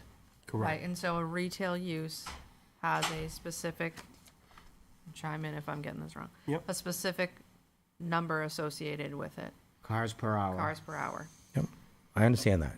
So we start with what existed, 8 years ago. because that's the data that we have. And then we look at what is the use being presented currently and what is the difference with respect to traffic per the ITE manual. So I think, Ralph, what you're thinking though is that they didn't do traffic counts. Well, that and if Alamo's been closed for 8 years, how can you say that there's gonna be a reduction? There's been no traffic to that building, other than their dead storage, which I understand, in like 8 or 9 years. The number in the book didn't change. Hold on one sec. That goes to the ITE traffic manual is telling you, a retail establishment, Alamo, please help me out on this, with X amount of parking spaces is expected to have X amount of traffic in it. So regardless of if it has been occupied or not, there is still an allotted figured number of what is expected of that building based off of the size of it, the parking lot configuration, the amount of spots in it. There's a calculated number through that manual that says this building, based off of all this, is expected to have X amount of cars per hour. So that's regardless of if it's understand all occupied that. or not. I understand all that. I just don't understand where there's no traffic now, just because the book says if it was open, it's not open. But, so, it's still being viewed as if there was traffic, whether or not the building's open or not, because it's based on the use. So. You're I lucky don't know it if that hasn't been makes sense. seen, but it was accounted for. And the other thing that isn't, I'm sorry, Steve, hasn't been accounted for is what's going on with that gas station that didn't come before you and should have come before you.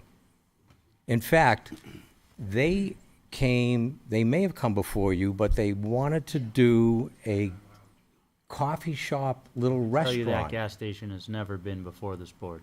Okay, so they wanted to do a coffee shop restaurant first. We can't, Ralph, we can't even talk about that site. It never came to us. We're a land use board that reacts to the projects that come before us. It didn't come to us. I don't know why. Maybe the town manager can answer that question, maybe the planning director can answer that question, but we have no idea. We can't comment on that. It's not anything that we're talking about tonight. I apologize. But all I can tell you on this site, you're going from a retail business to a closed private site. I know what he's doing. I don't have any problem with All I what they're can doing say. over there, other than the intersection. Well, yeah, it's not a good intersection. No, it's F this way and C this way. But this new use is gonna provide less cars per hour than the retail site that it's replacing. Would have, not currently. But But it and I doesn't- guess it doesn't that's where this gets a little confusing. It doesn't matter because Okay. they could put a retail establishment in there tomorrow the way it stands, and then you would have the impact of the retail traffic. So I understand what you're saying, but the calculation behind it is what's driving this, and the Could I fact. just- sorry, Yeah. Can I just give some numbers to give Sure. perspective? So the previous retail operation would have generated 425 daily trips, okay? 400. The total for this proposed use is 12 trips per day. Did you say 400 something? Yes. 425. Maybe around 4th of July, but You Yeah. guys, you're mixing. I know. Doesn't matter. You're mixing It's what the not a building, matter that could be a what type of Walgreens, that could business. go up and be a Walgreens, and then there would be 5,000 trips a day out of the parking lot. Actually, they're closing off. it doesn't matter. CVS. No, Jake, it doesn't matter what's in there. It's just the This is what size I- of that building and the Correct, park. that's what I'm trying to Yeah. get at here. Thank you. Thank you. I'm gonna let her to read if no one else has any. Mr. Rugg, the floor is yours, sir. Okay, I have Close public comment? Oh, yeah, that's a So good this is point. This Mr. is part of it. That's true. Okay. Yeah. This is public comment right Thank you. here. This is from Thompson Holdings LLC. Gentleman is Jeffrey P. Thompson Jr. And he writes to the town of Londonderry. This letter is in regards to the letter I am in receipt of dated February 21st, 2025. This letter is about the development plans on the parcels as follows. Londonderry tax map 10, lot 118 and 121 dairy, 121, tax map 121, it doesn't make sense here. 120, I'll read it exactly the way it is. And 121 dairy map, tax map 26, lot 53, currently owned by Wyndham Realty Limited Liability Company. My name is Jeffrey P. Thompson Jr., and I'm one of the owners of Thompson Holdings LLC, which owns the property located at 111 West Broadway and 2 Dickey Street. I am writing this letter to the board to express my full support with this project. I'm unfortunately unavailable to attend the public hearing on March 5th, 2025, but still wanted to express my support and write this letter to help you encourage the approval of this application. Signed, Jeffrey P. Thompson, Jr. Thank you. This is part of the public record. Public comment is still open if anybody would like to come up and speak. Thank you. Good evening, Kevin Smith, 6 King Philip Drive, also working as a consultant with the DeLucas. I figured I'd been sitting here for 3 hours. I might as well make it worth my time to come up and say something. On your bill, Kevin. What's that? Make sure so you can charge them for it. Wow. John, thanks for the plug. I appreciate it. Technically, Kevin, I think you walked in at 7:30. Yeah. No, it wasn't 7. It definitely was not 7:30. I left my glasses in the car. Just podium a lot. The floor is yours, sir. Two things on the traffic. One is one of the lots being merged here is for Nashua Road. And just to in the old real estate office. yeah, so there was a 3-tenant building that was on that lot that the DeLucas took down. So, that's obviously another piece of the puzzle here, where you had a building that was generating traffic that no longer is because it no longer exists there. And then the other thing, just overall traffic in this area, is there's a small project known as Exit 4A, which, phase 1 has been completed. The whole thing is scheduled to be done by 2028. But the impetus for that was to alleviate, hopefully, a lot of the traffic along Route 102 going into Derry. So hopefully that, Ralph, does something good in the future by taking some traffic off the roadway there. That's it. Thank you, sir. Thank you. Thank you. Anything else from the public? Seeing none, I will close public comment. All right, board.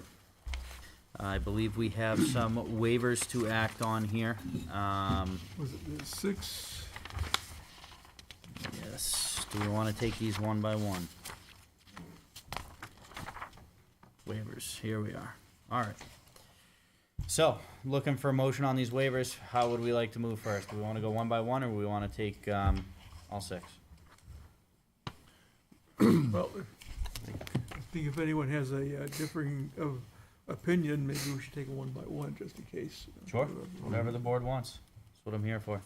So, Mr. Chair, I will move that the applicant is requesting a waiver from Londonderry Site Plan Regulations 3.10.G.1 to allow less than the required 10% overall interior area of the proposed parking lot to be dedicated to landscape areas, 3 sections.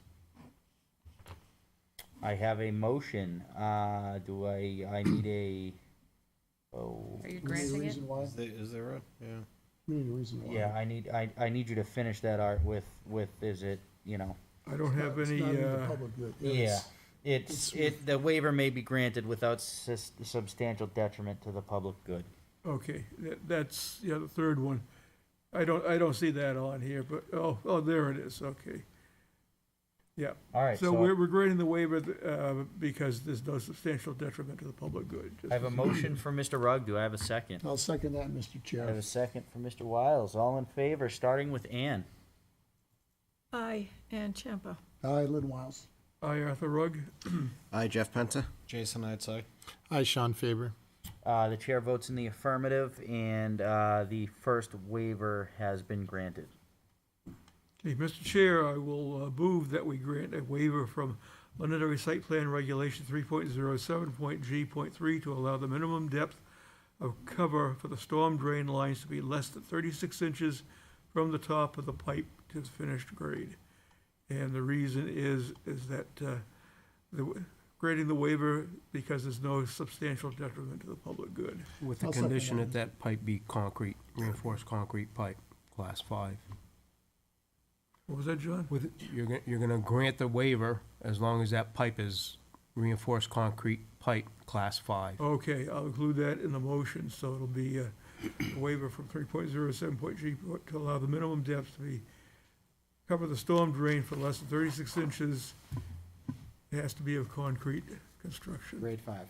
Grade 5. I have a motion. Do I have a second? Second, Mr. Chair. I have a second. All in favor, starting with Ann, please. Ann Champa, aye. Lynn Wiles, aye. Arthur Rugg, aye. Jeff Penta, aye. Jason Knights, aye. Sean Faber, aye. And the chair votes in the affirmative. The second waiver has been granted. Okay, Mr. Chair, I will make a motion to waive Londonderry Site Plan Regulation 3.04 and 4.18.b of the site plan regulation and the item XI, well, I guess that must be 11.5.a of the checklist related to utility clearance letters. Motion for Mr. Rugg. Do I have a And second? the reason is there's no substantial detriment to the public good. Do I have a second? Second. Second from Jeff. All in favor, starting with Ann, please. Ann Champa, aye. Aye, Lynn Wiles. Aye, Arthur Rugg. Aye, Jeff Penta. Aye, Jason Knights. Aye, Sean Faber. And the chair votes in the affirmative. The waiver number 3 has been granted. Mr. Chair, I'll make a motion that we grant a waiver to Londonderry Site Plan Regulation 3.07.G.2 relating to the allowing the minimum pipe velocity to be less than 2 feet per second. And the reason would be is there's no substantial detriment to the public good. And I have a there motion. There will be some additional operation and maintenance requirements will be specified. Okay, I'll include that in the motion too. Correct. I have a motion. Do I have a second? Second. I have a second from Jeff. All in favor, starting with Ann, please. Ann Champa, aye. Aye, Lynn Wiles. Aye, Arthur Rugg. Aye, Jeff Penta. Jason Knights, aye. Aye, Sean Faber. And the chair votes in the affirmative. Waiver number 4 has been granted. Okay, Mr. Chair, I will make a motion that we grant a waiver to Londonderry Site Plan Regulation 3.10.G.3 to allow less than the required amount of shade trees, which is 8, for the total proposed parking space count of 120 spaces. I have a And the motion. reason is there's no substantial detriment to the public good. Didn't you ask that they try to put them somewhere else? Yes. Yes, On the I site. think that was, Jake, didn't you ask? I did ask. I didn't get a real answer from the board as to how they felt about it. I think that's, I think it's a good ask. yeah, so I'll withdraw the motion then. Are you adding a condition? I was gonna say. Yeah, we- just add we'd- the Yeah, condition. we'd still have to, we'd still have to act on the waiver, no? You can grant it with the condition that you'd like to relocate the 6 other trees to other areas Elsewhere on the site. Okay. So, Mr. Rugg, So we have a waiver to Londonderry Site Plan Regulation 3.10.G.3. That was to allow less than the required amount of shade trees, which is 8, and those trees will be relocated in the spaces, I think, that abuts onto Route Different- 102. Just a different part of the site. yeah, It's fine. anywhere on the site, an additional Some part of 6 the site. trees. Yeah. Don't get crazy. Okay. So we have, Too specific. we have an idea of the spirit of what's going on here. Do we have a second? Second. I have a second. All in favor, starting with Ann. Ann Champa, aye. Aye, Lynn Wiles. Aye, Arthur Rugg. Aye, Jeff Penta. Jason Knights, aye. Aye, Sean Faber. And the chair votes in the affirmative. The 5th waiver has been granted with the following conditions. Okay, Mr. Chair, I will make a motion, we grant a waiver to checklist item 11.5A through 11.5F, supporting documentation to omit the utility clearance letters as no proposed utility services are required due to the construction of only a vehicle storage lot. I have a motion. Do I have a second? Second. Second from Jeff. All in favor, starting with Ann, please. Ann Champa, aye. Aye, Lynn Wiles. Aye, Arthur Rugg. Aye, Jeff Penta. Jason Knights, aye. Aye, Sean Faber. And the chair votes in the affirmative. The 6th waiver has been granted. All right. We are looking for a recommendation on the site plan. Okay, Mr. Chair, based upon information that we have tonight, I move that the planning board conditionally approve this application with a notice of decision to read substantially as follows. Should the planning board decide to conditionally approve the application, the following conditions should be included. And that is all the precedent conditions And then and general and subsequent conditions. I believe we have a couple here that we're adding, Can I take a correct? stab at this? Yeah. So, I think what I'm hearing is as outlined in staff's recommendation memo dated March 5th, 2025, with the addition of, the condition with the no loading or unloading on Londonderry Road, and the board is removing item 6N. Correct. And I'll add that to the motion, Mr. Chair. Fantastic. I have a motion. Do I have a second? Second. I have a second for Mr. Knights. All in favor, starting with Ann. Ann Champa, aye. Aye, Lynn Wiles. Aye, Arthur Rugg. Aye, Jeff Penta. Jason Knights, aye. Aye, Sean Faber. And the chair votes in the affirmative. Your site plan has been accepted and approved. Thank you, gentlemen. All right. Well, other business is empty.